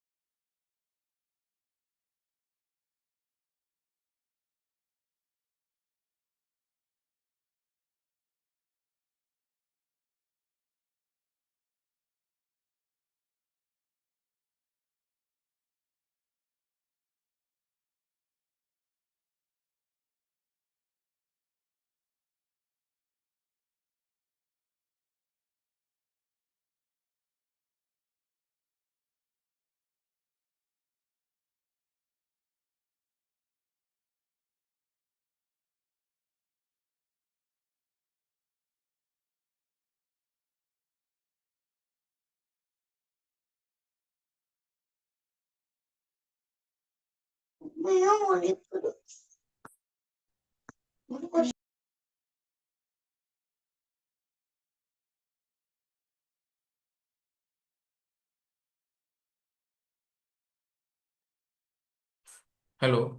Ma'am, guest आ चुके हैं meeting में। Yes, yes, sir. Yes. Yes, I will room continue. 11। Actually, they have left the courses, so I'm giving introduction of Professor Jatin Ambasana. I'm ma'am available, ma'am ma'am. Room 63 ma'am already available for room 11। Okay, but I'm reading the biodata. Okay ma'am. Yes. All the participants, it is my privilege to introduce our distinguished guest speaker, Professor Jatin Ambasana, an accomplished academician and a highly respected educator with over 15 years of versatile experience in teaching and technology. Professor Ambasana began his professional journey as a software engineer in Pune, but his deep interest in teaching and innovation soon inspired him to move into academia. Today, he serves as an assistant professor at the Institute of Technology (UIT), Gandhinagar, Gujarat, where he continues to make a remarkable impact on students and uh, fellow educators.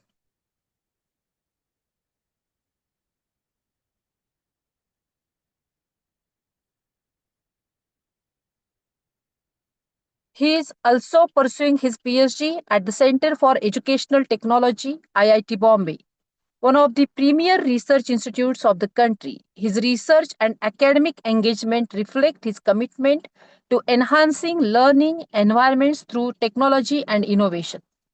Professor Ambasana is a vibrant and highly sought after speaker, having delivered over 20 faculty development programs on cutting edge themes such as LCM model, active learning, and design thinking. His contribution to digital education is noteworthy. He has served as a teaching assistant for two NPTEL MOOCs offered by IIT Bombay on Swayam. He has also played a key role in the Deep Shala initiative of IIT Bombay and actively supported teachers nationwide during the pandemic as a discussion forum moderator for the online teaching course, guiding educators in transitioning to digital pedagogy. Professor Ambasana's technical expertise is well supported by professional certifications, including SCJP and SCWCD in Java.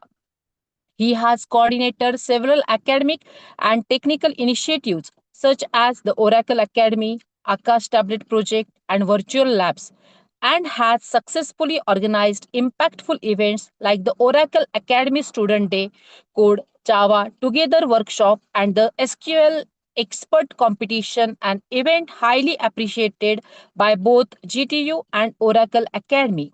He proudly describes himself as a teacher by choice, techno savvy by passion, and creative by nature. His teaching philosophy is rooted in the belief of learning by doing, where he integrates digital tools and hands on learning approaches to make education meaningful and engaging. With such an inspiring blend of experience, creativity, and dedication, we are truly honored to have him with us today.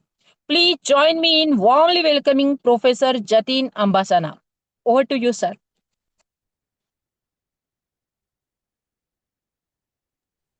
Thank you, ma'am. Thank you for the introduction. Am I audible to all and visible to all? Please do let me know. Yes, sir. Yes, You sir. are audible. Sir. Let me share my screen. I'll start the presentation.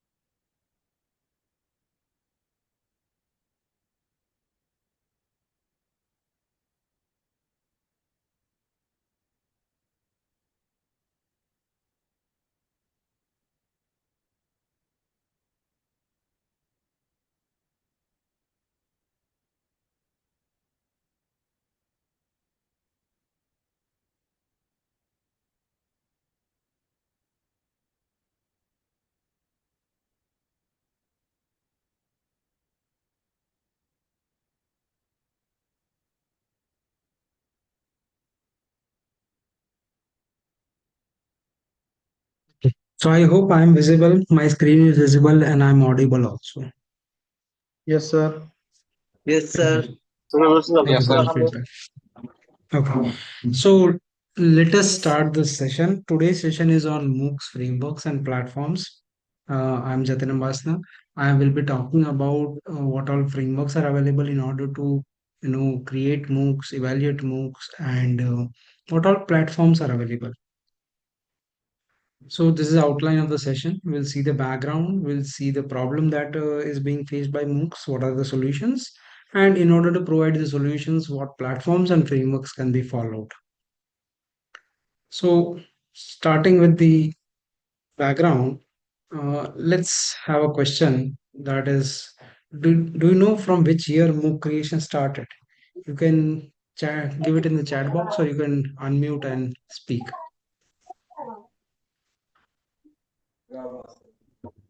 Hello, sir.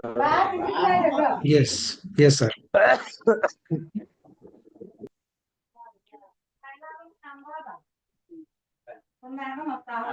Yes. Does anyone know from which year MOOC creation started actually? Okay, someone is saying 2005, 2006. Okay.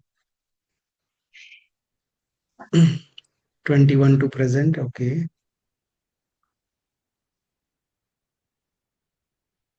Fine. So basically, since 2013, that's right, Sandeep sir. The MOOC creation started around 2013, that is 2012. 2012 was called as the year of MOOCs. Okay. And you can see starting from the 2012, the chart has grown quite up. Okay. And this has been taken from Class Central, a very good website which reports regularly on MOOCs and improvements and what all things are available in MOOCs. Uh, so you can see there is a lot of increase in the number of courses since 2012. In just last in 10 years period, the courses grew from about 6 to 8 courses to 20,000 courses. So we can see that MOOCs are on the rise, right? In 2008, actually, Stephen Downes and George Simons created one of the course which was very, very, very famous. There were about 2,300 students, and it was on connectivism and connective knowledge, and it became very famous in that particular, university. And it was by University of Manitoba, Canada. It was reported by them, and then in 2011, for the first 3 courses of Stanford University came out, which also became very famous. One of it is still running and still having a lot of people into it, which is on AI. Actually, the course is on AI. In 2012, it was declared as the year of the MOOC because people started learning what are the MOOCs and what are the benefits of the MOOCs and what potential it has. Okay, so lots of people started creating MOOCs since 2012, and about in 2014 the average enrollment that happened was about 43,000 learners, which has actually been reported uh, in research. And by 2020, you saw the growth of MOOCs recent, the last picture, and people are reporting that MOOCs are booming. Okay, so since that was pandemic, obviously MOOCs came into handy. But what happened after pandemic? That's very important. So, you know, eh, going by numbers, there were lots of thousands of courses available, and there is a massive list of MOOC platforms around the world available around the world. There are lots of platforms which have sprouted. We'll see which countries are, there are country specific platforms also available for MOOCs. Uh, so you can see these are some of the numbers that were highlighted in 2021, that about 220 million students are there. There are about 950 universities have started MOOCs, and there are 19.4 thousand courses available, and there are lots of micro credentials and even MOOC based degrees available. And now it's 2025, where there is a massive list of thousands of free certificates and badges are available. If we see this list, let me open it and let me show this. This is the report by Class Central, and you can see that there are lots of courses available from Google, LinkedIn Learning, Harvard, Stanford, Open University, SEMrush, Code Signal, Free Code Camp, digital marketing. So uh, from Google also there are lots of free courses available. So there are lots and lots of courses available. I'll give this link into the chat so that you people can access it if you want to see. Uh, okay, so let's get back to this presentation. So you saw that by 2025, that is by this year, thousands of free certificates and badges have become available. Okay, and since this has occurred, you might be wondering that obviously India would not be behind, right? So my next question would be for our reflection.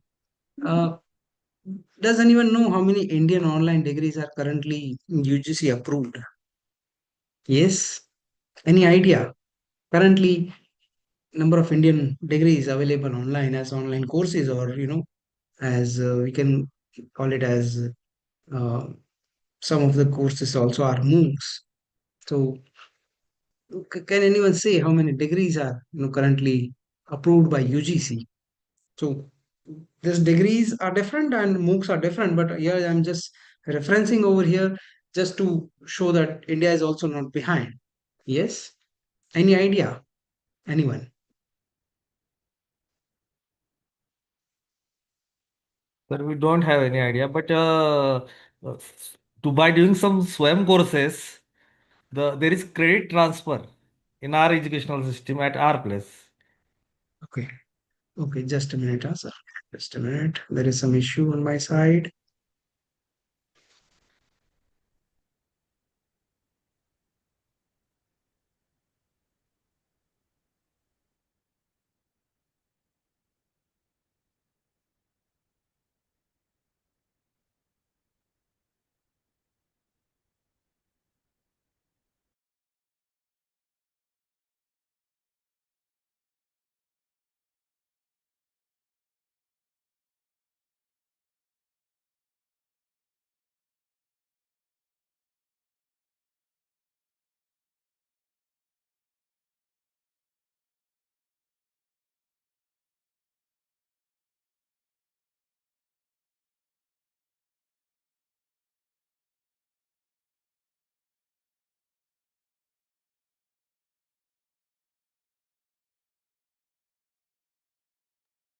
Okay, I'm back. Sorry for the disturbance and wait. Okay, so someone has answered there are about 3,500 degrees, there are about 250 degrees. Okay, so let's see the data. So the data says that there are about 2,000 plus UGC approved online degrees available right now in India itself. Okay, and this is the list of year-wise list. You can see the number of programs available online and the number of universities that have started giving online degrees. So you can see there are about 191 online universities who have started giving more than 2,000 degrees. So that's how that's the pace at which the India is also growing. Okay, so now as things get on rise, obviously challenges also rise. So these are some of the very unique challenges or very common challenges that has been found in MOOCs, and obviously that will be reflected in online courses or degrees and everywhere. First is the completion rates. Okay, people are unable to complete the MOOCs on time. There is very very low completion recorded in most of the MOOC platforms. Very higher dropout rates. People get out of the MOOC very soon. They don't follow the schedule and all. performance also gets degraded, learning performance also gets degraded, and there is very, very less motivation for the participants to attend. Engagement. If we talk about engagement, there is very poor student engagement in terms of interaction with faculties or interaction with the instructor or even interaction with the learner. So there is a lack of interaction among learner and content, among learner and among also learner and instructor. So also learner interaction assessment also gets affected. Uh, and if you talk about course quality, maintaining course quality is very, very big challenge. And also it's very difficult to establish online presence so that the learners feel that the instructors are basically there to help them. So it's very difficult to maintain the quality of instruction designs, and there are lots of pedagogical issues associated with maintaining the course quality. So these are all reported mm, challenges in actual literature. So can you think of some probable solution of tackling these challenges of MOOCs? You can put in the chat box what solution comes to your mind in order to tackle these challenges specifically related to MOOCs. Let me show you the challenges again. These are some of the challenges, and you have to propose the uh, you know the solutions to this.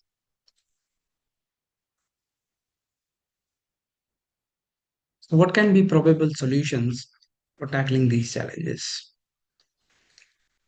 Okay, involve students more, make courses self-paced. So all the courses are self-paced. Let me make it clear. A MOOC is always self-paced. Lots of platforms have now started giving self-paced courses. Involving students more is nothing but engagement. That's where the MOOC instructors are lacking a lot. Motivation and scholarship. So motivation itself is the issue here. How to make the learners motivated to come to course regularly? How to make learners motivated to get engaged with graded as well as ungraded assessments? So there are lots of different types of problems, and you are mentioning the problems itself. uh, Awareness and training. Okay, great. So lots of answers have been given. Let's go ahead. So the solutions can be, okay, so more people have answered. Introducing MOOCs as a component in the regular curriculum. Yes, that's what people have started doing that's what universities have started. That is incorporating about 10 to 20% of MOOCs into their curriculum. Okay, and uh, okay, so people are also saying that the courses are English, regional language courses will increase the number of students. Great. Regular feedback and implementation of the same. Yes, that can be one of the mechanism. And there is no trend to join such course also. Yes, that's also right. So, well, these are all, problems related to participation. I can say that these are all related to motivation and all, right?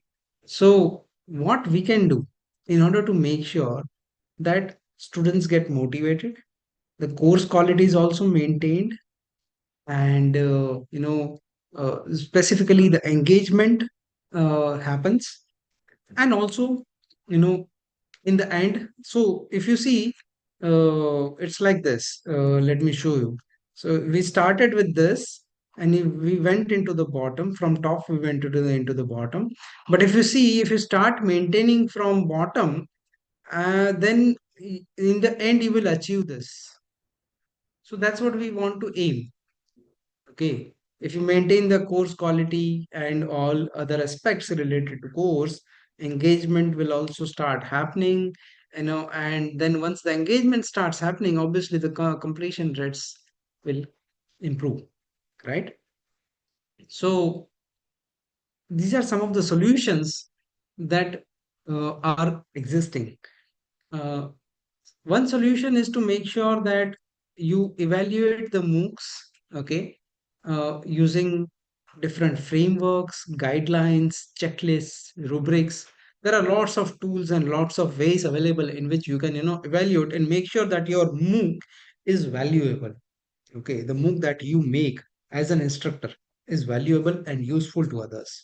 So there are lot QM rubrics, quality matters rubrics, open up ed quality label. So this is US based, this is UK based. Then there is UCT's MOOC evaluation strategy, which is reported as a research. Then there is a MTMF, that is MOOC designing mapping framework. Uh, and then there is a very big quality reference framework, again US based.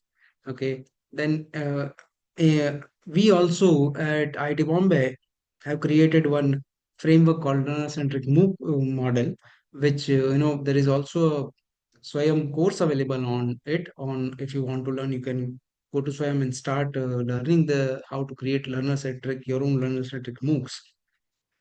And then based on that learner-centric MOOC model, there has been uh, there has been checklist published, uh, which says that you can check whether your MOOC is learner-centric or not. Okay, so if you see this MOOC evaluation, this is basically for instructors and MOOC creators. Okay, these all things that are to be used are specifically for MOOC designers, MOOC creators, MOOC instructors. Okay. Now if you talk about designing the MOOC properly, then the principles of instruction design comes into practice. And there are lots of design principles available. Instruction design principles, e-learning design principles are available. So these are two ways in which you can make sure, these are the existing solutions actually. These are reported solutions. That's why we have mentioned. Otherwise, there are lots of other pedagogical solutions available, technological solutions available, but those all are scattered. Whereas these specifically are useful to a MOOC instructor or a MOOC creator.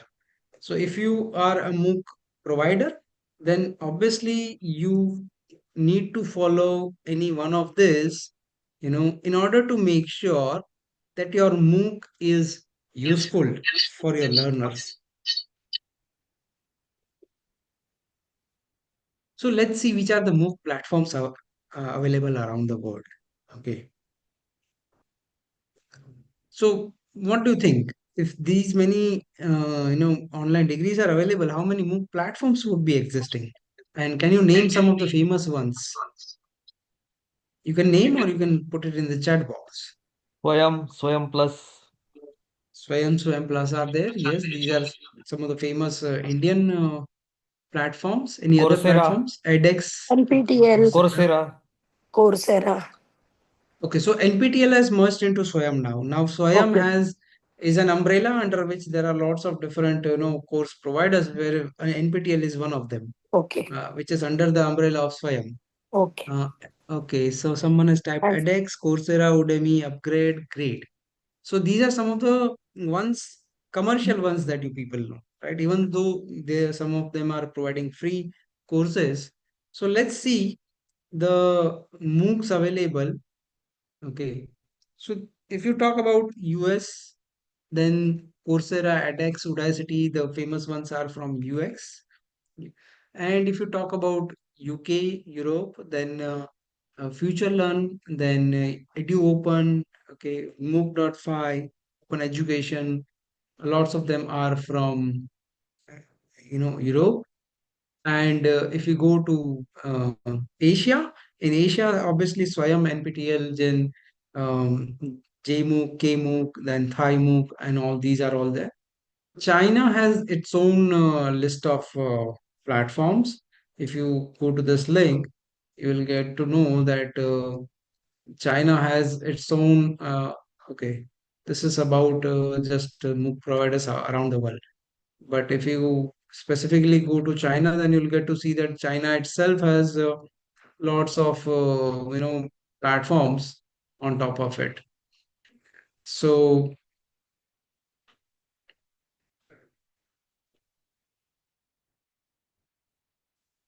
you can see that there are lots of platforms available, in order to create MOOCs or deliver MOOCs or to provide MOOCs for learners all over the world.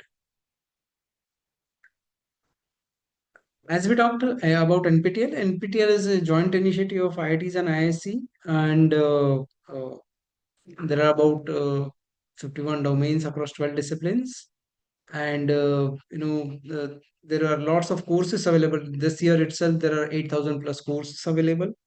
Okay. Under Swayam, not under NPTEL, but under Swayam.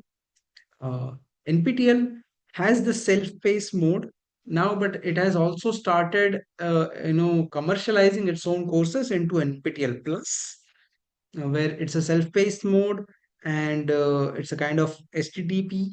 And in terms of workshops, also it delivers its own courses. Swayam is a kind of web of lots of different course providers under India itself. So it was developed by AICT, and in order to make sure that all the MOOCs or all the MOOC providers come under one big umbrella. Okay, so it's one of the world's biggest MOOC integrated platform, free online courses, and it follows the four quadrants of approach in order to create MOOCs. It says that every MOOC should have video lectures, and it should have specially prepared reading material that can be downloaded or printed by the students, and there should be self-assessment tests, and there can be quizzes, and obviously an online discussion forum should be there for clearing the doubts of the learners, so that the learner interaction happens, learner and content interaction also happens, and the learner and instructor interaction also happens. You can also propose, if you want, you can even yourself can propose for course development. There is always every year Swayam releases an expression of interest where you can propose for creating a MOOC. So now these are all national coordinators where NPTEL is one of it. UGC, IIM Bangalore, IGNOU, NCERT, NIOS, NITTR. These all are, national coordinators who deliver courses under Swayam on Swayam platform for different domains. Okay. Then there are, now there are lots of other platforms evolving. Like there is this forum called Open Education for a Better World, supported by UNESCO. Here, what they do is they do online mentoring program where basically, uh, they support open learning. They also uh, support instructors. If you want to, make a MOOC and you don't have, let's say, the fund available, or you are unable to, uh, you are unable to put it on Swayam because of various technicalities or technical issues, or any other financial issues or any other such issues, and you might want to still develop a small MOOC, then Open Education for a Better World is the platform for you. Where basically what happens is, as an instructor, you can propose your project as a MOOC, and there will be mentors. According to your domain, you will be allocated a mentor, and that mentor might be from different continent or different country also, not from India itself.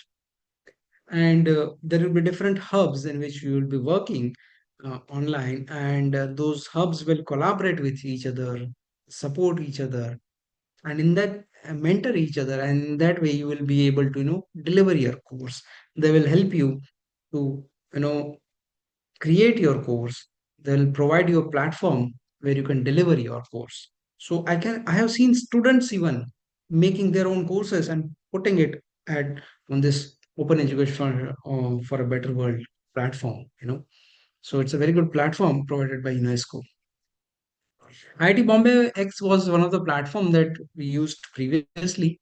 You know, some someone mentioned that the MOOCs in vernacular language are not available. That initiative has started. Lots of providers have now started. Even Swayam has started providing MOOCs in vernacular languages. I have seen lots of courses being duplicated and specially recorded into vernacular languages. We also, before 2 years, developed one of the course for, one of the foundations who wanted to supply tablets to, government schools, Gujarati government schools in Gujarat. So we had prepared a MOOC, which was, you can see that the whole, uh, over here on the left, you can see that the whole, you know, navigation has been designed in Gujarati. The slides are also in Gujarati. So, and obviously the recording is also in Gujarati. So these kind of initiatives have already taken place and have been happening, are also being carried out. But still, it's in the progress phase. Lots of, the number of such MOOCs are quite less. Okay, so again, let me come back to the reflection spot. Do you know about any conference for MOOCs? Why am I talking about conferences? Obviously, since we are, professors, will be interested in research, and that's why specifically when it comes to MOOC, which is a very decorated way of teaching. Uh, Obviously, research would be one of the major factors associated with it. So, uh, do you know any conference that is related to MOOCs, or have you participated any time in any conference which is specifically related to MOOCs?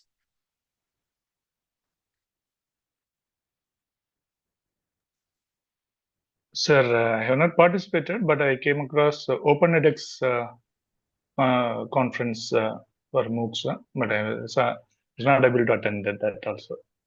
Okay, great. So that is one of the very famous uh, conferences. So these are some of the glimpses. In 2023 itself, when I presented this presentation last time, I remember that there were about 160 plus conferences uh, recorded, and these are some of the famous ones. Uh, like T4E is one of our flagship conference that we as a tech society organize.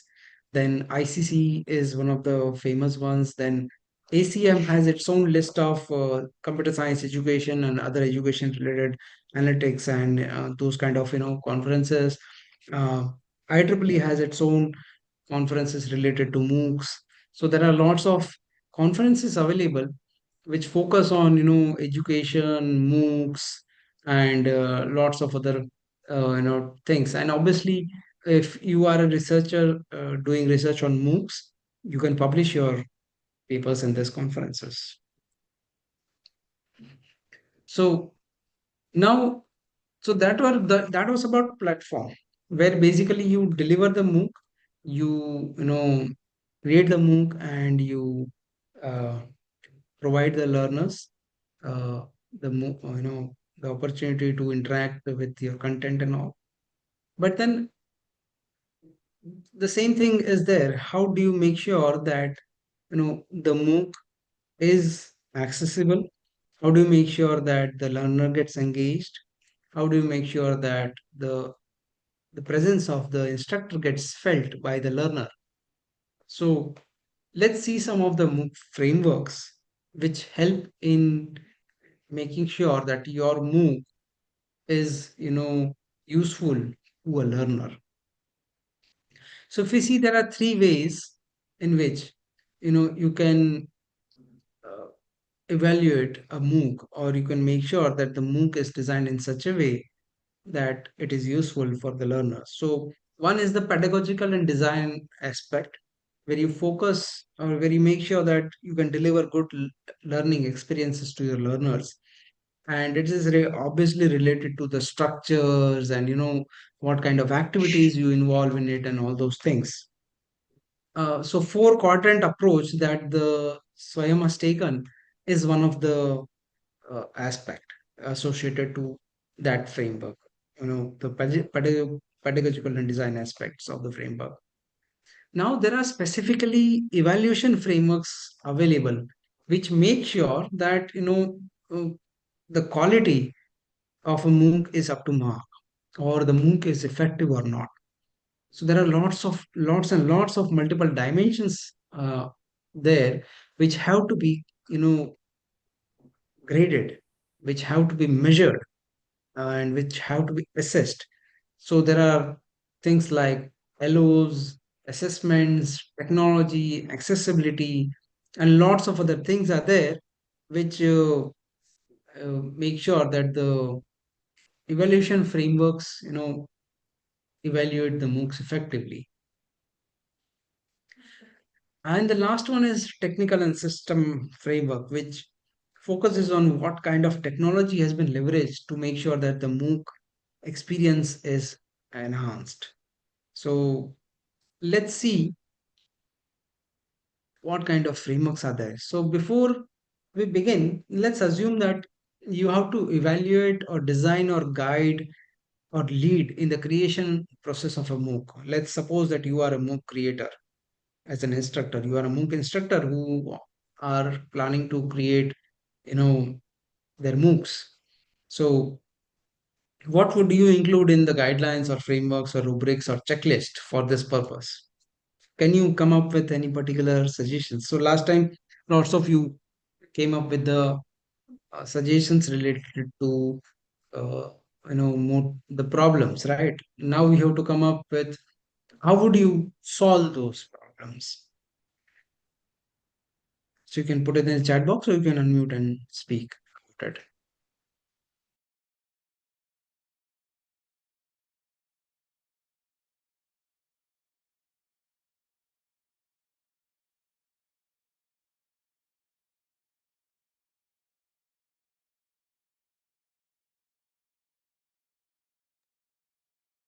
Yes, so let's go ahead. Let's wear this head of MOOC instructor, and from that perspective, we see. Okay, so someone is saying that if the content is good, then the MOOC will be useful. Okay, that's great. That's a good to comment. So you'll be evaluating the content of the MOOC. Okay.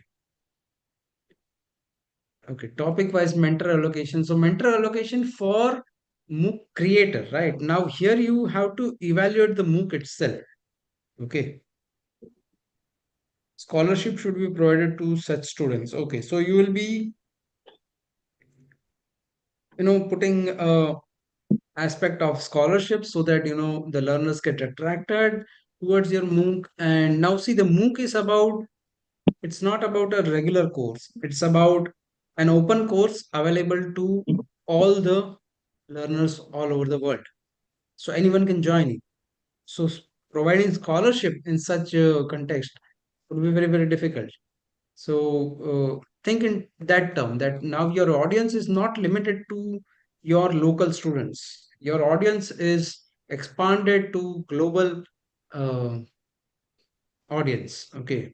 Sir, So I the need scope to is expanded. Yes. Sir, I need to give a proper outline of my course, a clear picture of what is there in the course. That is very So the important, structure because you'll in some be okay. So you'll be evaluating the structure of the course. Okay. yeah, that is very important first, because in many courses they never give a proper kind of structure. They just give a kind of what is that the topics, probably broader topics would be there, but specific topics will not be there. So we have to break down on that also, so that Okay. when the students or when the takers they want to register, they can have a kind of clear idea of what is there in the course as a whole. Okay, so until that thing comes, the thing that you're saying is, I understood the problem that you are pointing out over here is that that's a problem of specificity in terms of the content, right? So Yes, if you want to have specific content,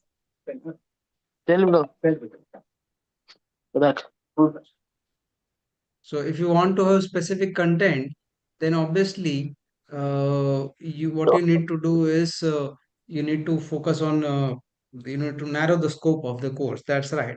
Now, for that, what I would suggest is if currently that thing is not available, then you can do curation of courses. So curating is also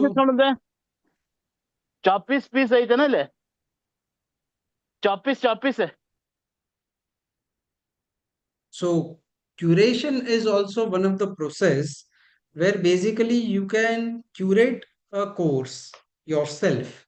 You pick up the parts of some courses from somewhere, from some other courses. So from multiple courses you pick up multiple parts and you make a course and you make it freely available. That is curation.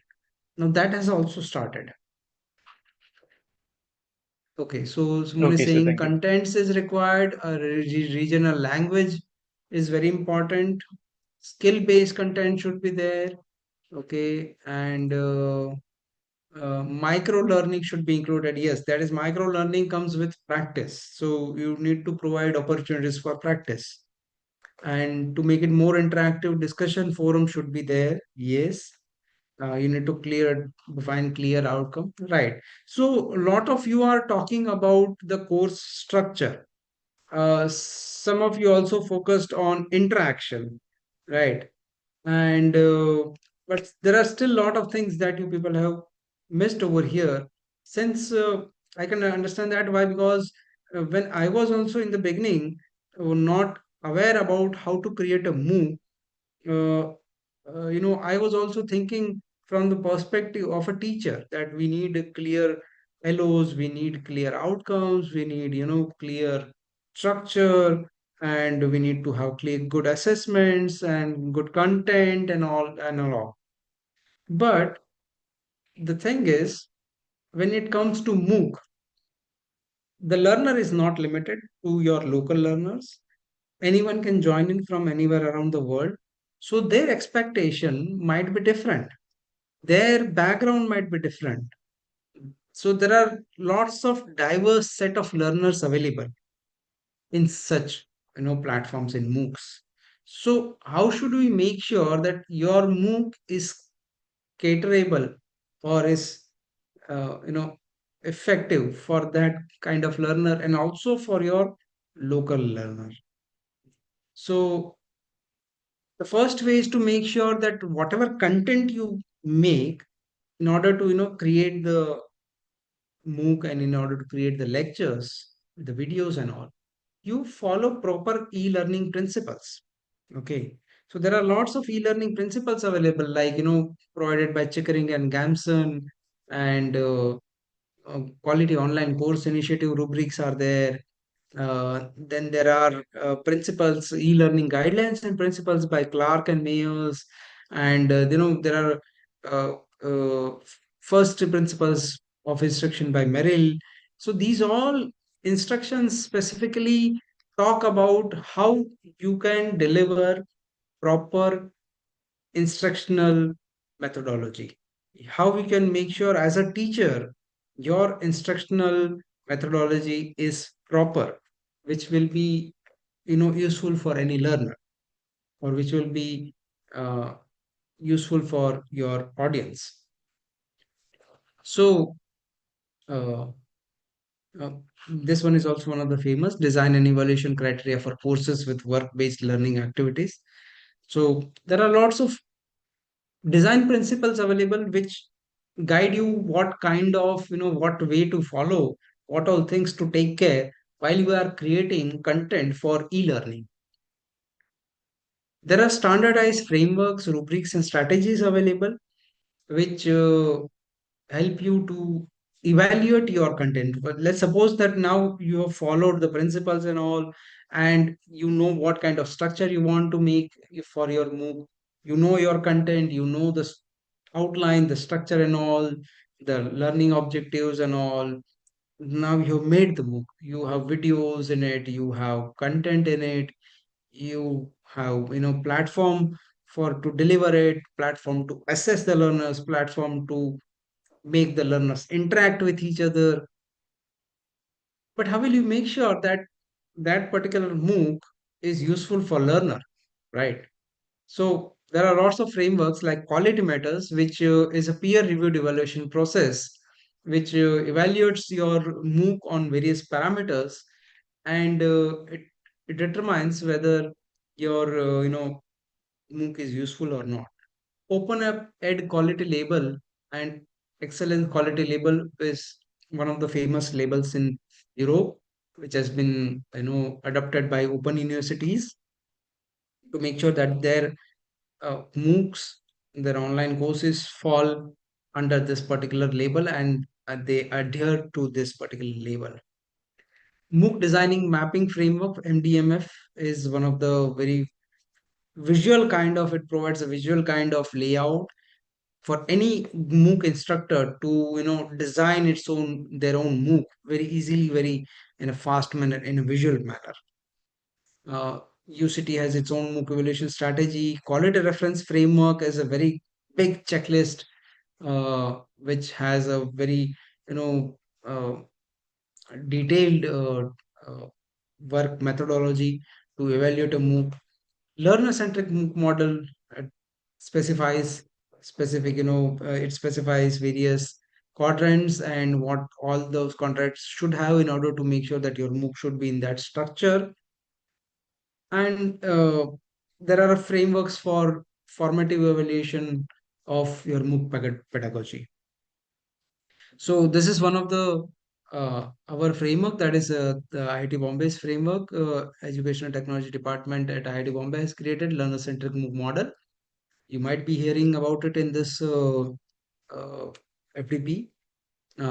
So it is matching to the four quadrants approach, but here it has specific things to specify. Like if you are talking about videos, then the videos are considered here as learning dialogues, which should have not just video that is content, but it should have reflection spots. The way we have reflection spots right now in this session, where we ask you questions and you answer. So in the same way, and also we give some feedback on top of it. So that is a reflection spot. Then there are learning by doing activities which have customized feedback, and constructive and customized feedback. Whether if the answer is correct, then why it is correct. If the answer is wrong, then why it is wrong. Then there are learning extension trajectories which talk about external resources, and also evaluating your learners on those external resources, just to make sure that they have accessed those resources and they have learned something out of it. And then there are learning experience interactions, which focuses on a discussion in the forum. So there is a focus question given in the forums, and a peer interaction should happen, and there is a quiz on top of it on this particular interaction. So it's a very, very dynamic, the most dynamic element of this whole model is this LXI. It's very, very difficult to create and manage in a MOOC. And on top of it, orchestration. That's how you orchestrate everything and put your MOOC into a proper structure. So LCM model provides various constructors. You can take this link and lots of I'll take this link and provide it to you people in the chat so that you can refer to it. These constructors are useful for any instructor. in order to design their own, LEDs, LVDs, LXTs, and LXIs. So that is learner-centric approach. And this approach has been proven. There are higher average completion rates noted. Then, there are pointed learning trajectories available or created in specific MOOCs where diverse learner needs have been addressed. And some best practices among the communities of practice have been noted as a part of implementing this approach by instructors. And obviously, uh, you know there are lots of still research going on top of it, where it focuses on peer connect pedagogy and uh, learner perceptions and lots of other things.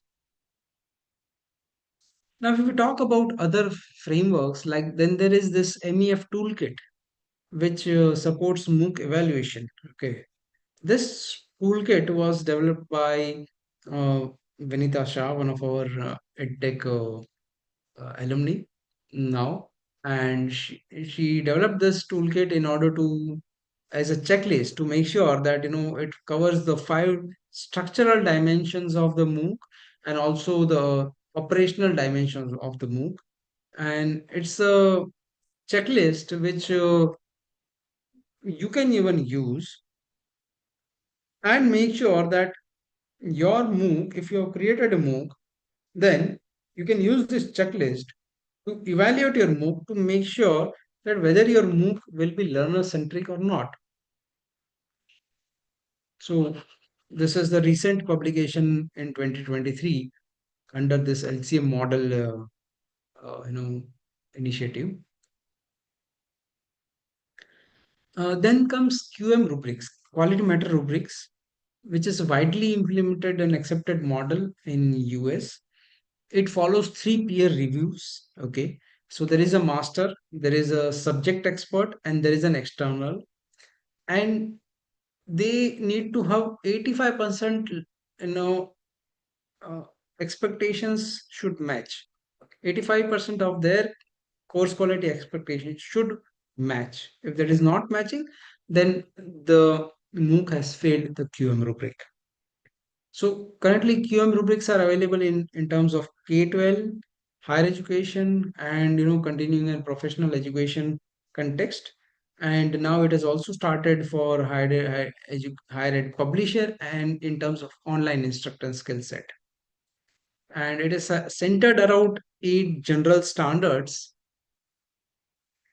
So it's a very big, this QM rubrics is very big rubric. And if we talk about it, the whole day will go around it. Then comes open up ed quality model. This open up ed quality model is basically, it is an initiative of the European Association of Distance Teaching Learning Universities, that is EDTU, and also FQL, that is European Foundation for Quality in E-Learning. So mostly open and distance learning institutions of Europe follow this open up ed quality label in order to make sure that their courses are as per the given benchmark. So there is it has a e-excellence approach where basically there is a checklist of 35 benchmark statements, and these statements are grouped into 6 areas. One is the strategic management, how you manage your course, how you'll be managing your course. So enrollment and all of the things, examinations and all of the things come under that. Curriculum design, how you design your curriculum, what kind of at what layer do you go in order to make sure that your curriculum is specific and useful to learners. Course design, how you have designed the course, whether you have designed the LOs and all properly as per the structure of the course and all or not. Course delivery, how you are delivering the course, whether it is up to mark, whether you have followed some instructional principles or not. Those all things are to be evaluated. So if you have a video, then whether it follows the instruction design principles or not, whether your content, the presentation that you're giving, it follows the instruction design principles or not. Those all things are being checked. Staff support, what kind of support do you provide to your learners, and what kind of student support do you provide in order to support your learners? So these 6 areas are to be measured. That's what they aim to. And there are about 35 benchmark statements which have to be met. So, and then they have, it was revised, then it came to 32. And one more set was added into as an area, that is self-assessment and review process. So, so this is a kind of you know assessment and review process for MOOCs, and these benchmarks are divided into 2 major groups, that is institutional level and course level. So for every institution has to periodically review their courses according to these benchmarks. So this is a guideline where each institution has to follow, that their courses are there to these guidelines. And for course level, that is for each instructor level, benchmarks are also there. So an instructor can also follow course level benchmarks. So 2 major groups are there. So there is a periodic review for whole institution, and there is a continuous review for the course level also. So these are some of the features, like whether your course is open to learners or not, is it digitally open or not, and what kind of material it's using, is it openly licensed material or not. Then what's the learner centered approach, are you following the learner centered approach or not, and delivering the course. Then whether you are providing independent learning or not. So the material provided to the students is sufficient for self study or not. Then there is a media supported interaction is there, whether you are utilizing various affordances, technological affordances, in order to provide audio, video, and interactivity and all, to engage student.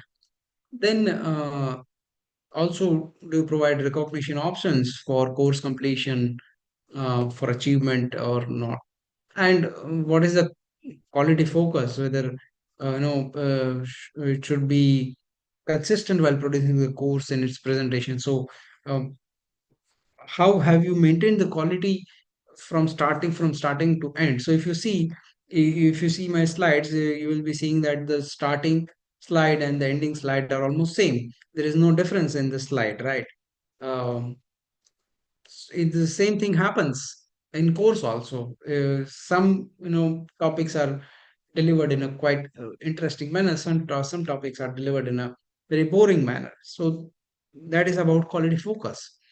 Then there is spectrum of diversity. Whether do you deal with diverse uh, set of learners or not. So whether you are focused, your delivery is focused on diversity of learners or not, or whether you cater to the your student support caters to the diverse set of learners coming from different backgrounds or not. So these are all factors or features on which the open up ed quality label is built. MOOC design mapping framework, MDMF, is a visual framework. It was designed on Miro board, real-time board, and it follows the ABC curriculum design framework by researchers Perovic and Young. And also it follows Lillard's learning types, and it follows the carpe diem approach by Salman and Wright. So what it does is, let me show you that you can use this framework to collaboratively design the MOOC. Specifically, it's curriculum focused. So diverse teams can come in and design a MOOC curriculum on this particular MDMF sheet. So you can see that this is a MDMF sheet where there is on the left hand side there is a linear structure overview Here you can see that various topics are mentioned. Okay, topic 1, 2, 3, and what activity order and what time would be needed, what activity be needed and what time would be needed for each activity. And then there is this design board which has that for each week number, whether you require something, some material or not. So what kind of material will be there, that material is mentioned over here, that kind of material is mentioned over here, and that material you will be describing over here. And then if that you are at, let's say you are here, you are putting some videos, then here at this level you are putting some assessment. Okay, so what kind of learning type are you accessing? Okay, so whether it is a discussion, whether it's a interactive video, it's a normal video, whether it's a quiz, what is that? So this whole design, let me show you one example of this so that you can easily understand.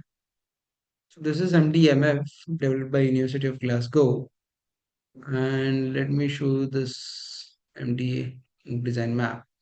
So you can see whether you are using articles or videos or forum, or you're using quizzes or any other activities or emails or what. And learning types focus on discussions, then productions, investigations, acquisitions, collaborative building, practice, and all. So lots of things are there, you see. Yeah, so content itself is here divided into different learning types, you can see. And so it's very, very uh, interesting to manage this kinds of MOOCs.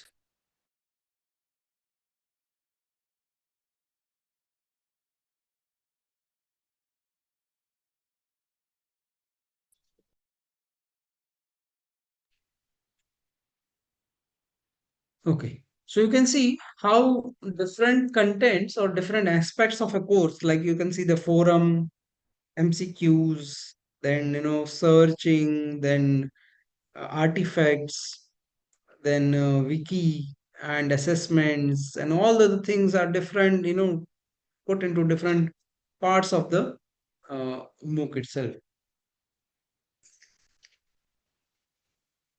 So these are different learning types that you want to integrate into your MOOC. Okay, and accordingly you can design. So this is one of the sample design you can see over here, that these are the topics 1.1, 2, 3, 4, and these are the time needed. Let's say it would be in minutes. So you can see here topics are given here. You know, for each of this topic, what articles you will be needing, that are defined over here. What videos you will be using, that are defined over here.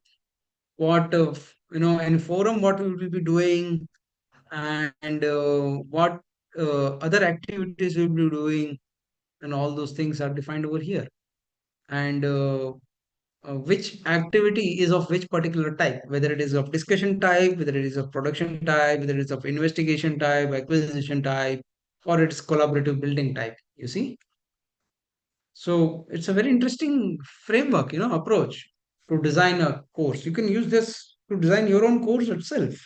If you, let's say you are using an online course, or let's say you are providing online support to your local students, uh, you are providing your recorded videos, you are providing your content, and you are providing online quizzes and all. You can use the same structure to design your whole course.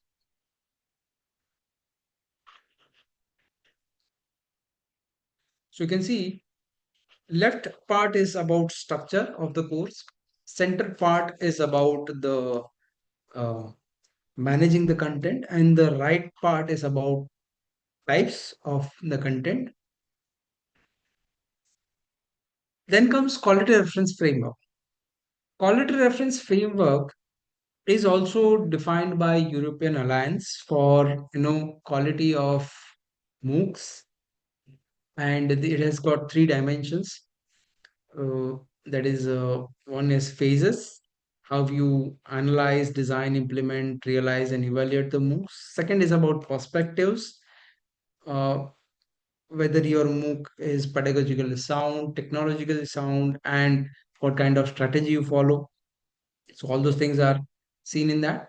And then what are the roles associated with your MOOC? So designer, facilitator, provider. So if in order to, if you want to evaluate a MOOC as a facilitator, then there are specific guidelines. If you want to evaluate a MOOC in terms of designer, then there are specific guidelines. If you want to evaluate as a MOOC provider, then there are also specific guidelines. So there are different roles that you can take on in order to evaluate a MOOC, and there are different dimensions. So it was tested uh, and reported that this QRF, key quality criteria, helps in analyzing, designing, implementing, realizing, and evaluating the MOOCs.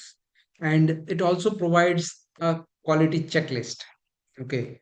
So uh, it helps in this checklist. Even if you are just using a simple course or creating your own simple MOOC course, you can use this checklist for your personal use, which basically helps in reminding critical issues that happen during development of a course.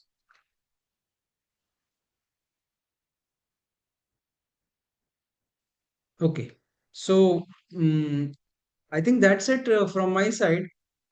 These are all various MOOC frameworks available, and we talked about various MOOC platforms available. There are other strategies also to to overcome this challenges that we talked about, like one of the most famous strategies that MOOC MOOC creators have now adopted is putting gamification in on the platform, or incorporating gamification into courses, so that the course learners get motivated, their intrinsic and extrinsic motivations get affected, and they regularly participate in the course, they regularly interact with the learners, they regularly perform or participate in the assessments. So all those things are there. So there are various ways in which people are trying to overcome this challenges, but still there is a lot to do. And so uh, obviously it's a kind of exhaustive list that would be happening. Let me show you this one also. This is a very useful this checklist that was developed by Ms. Vinita from IIT Bombay. So this is a MOOC evaluation framework. You can, even as a guest, you can log in and you can start using this MOOC evaluation framework toolkit. Okay, and these are the 8 dimensions, and accordingly you can use it as per these dimensions.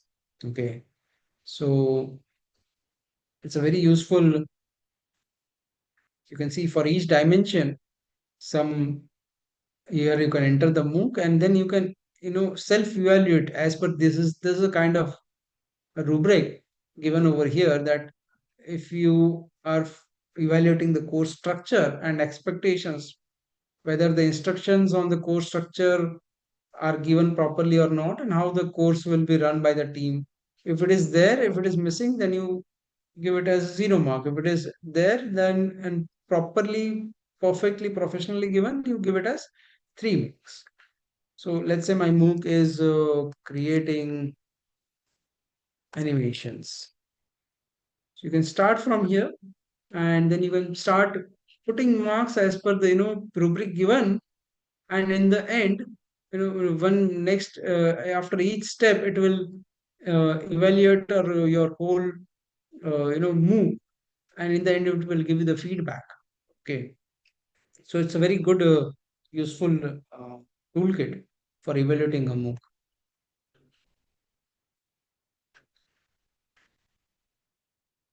So I think that's it from my side. These are the references from which I have come up with all this content, and that's my contact information. I think I'm on time, right? If you have any questions, you can go ahead. We can have an interaction regarding the questions.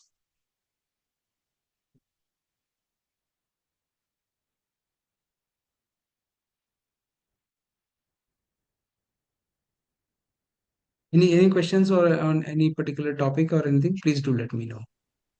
Sir, you said the MOOCs started probably in 2008, and then 2012 was called a year of MOOCs. But Yes, I sir. just came across somewhere that MIT was the first to come out with this what is that online courses across the world, probably in the beginning of this millennium, probably 2000 or 2001.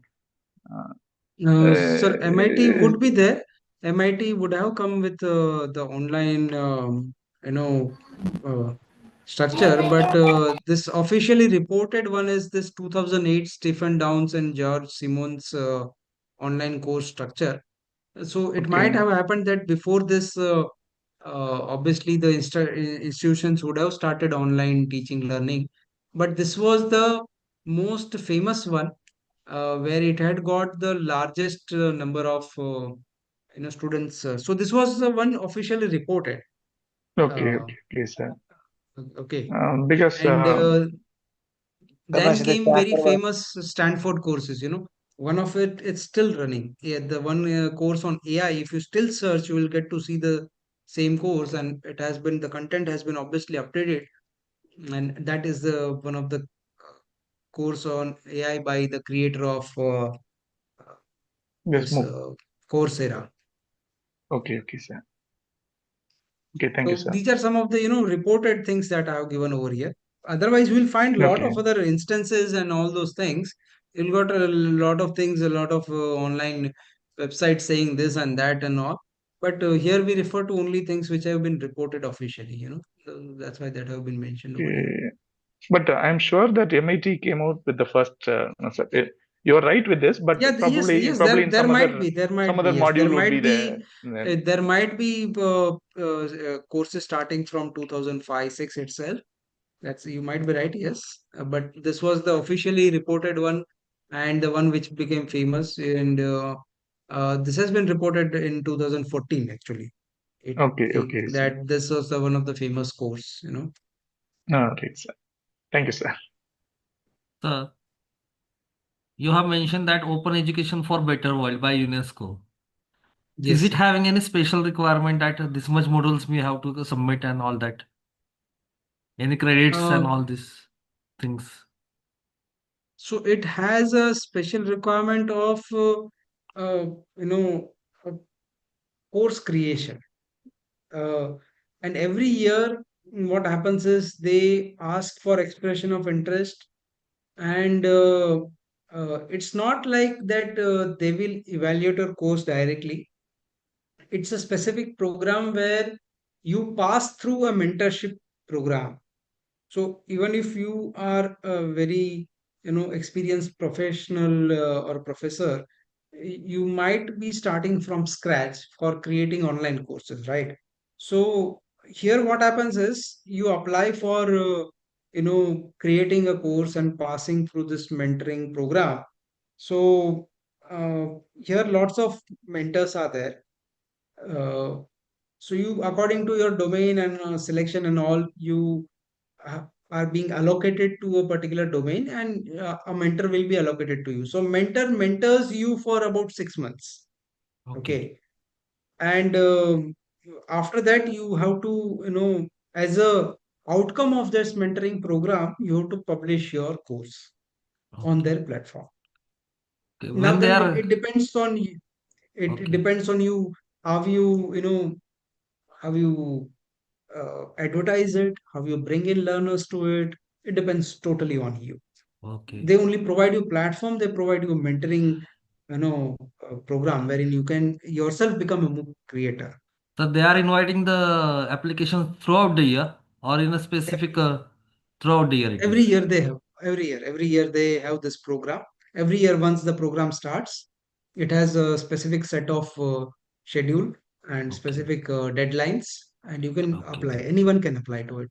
That's what I said. No, even I have seen students applying for it, and they have their own courses running on top of it. Okay, sir. Thanks a lot, sir. Welcome, sir.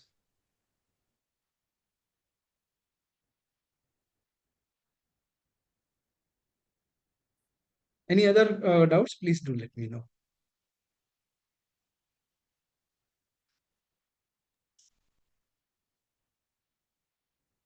Hello, sir. Yes, sir. I think there is no one have any kind of doubt. So can I express a vote of thanks? Sure, sir. Please go ahead. Yes. Good evening, everyone. It is my distinct honor and privilege to deliver the vote of thanks about this session.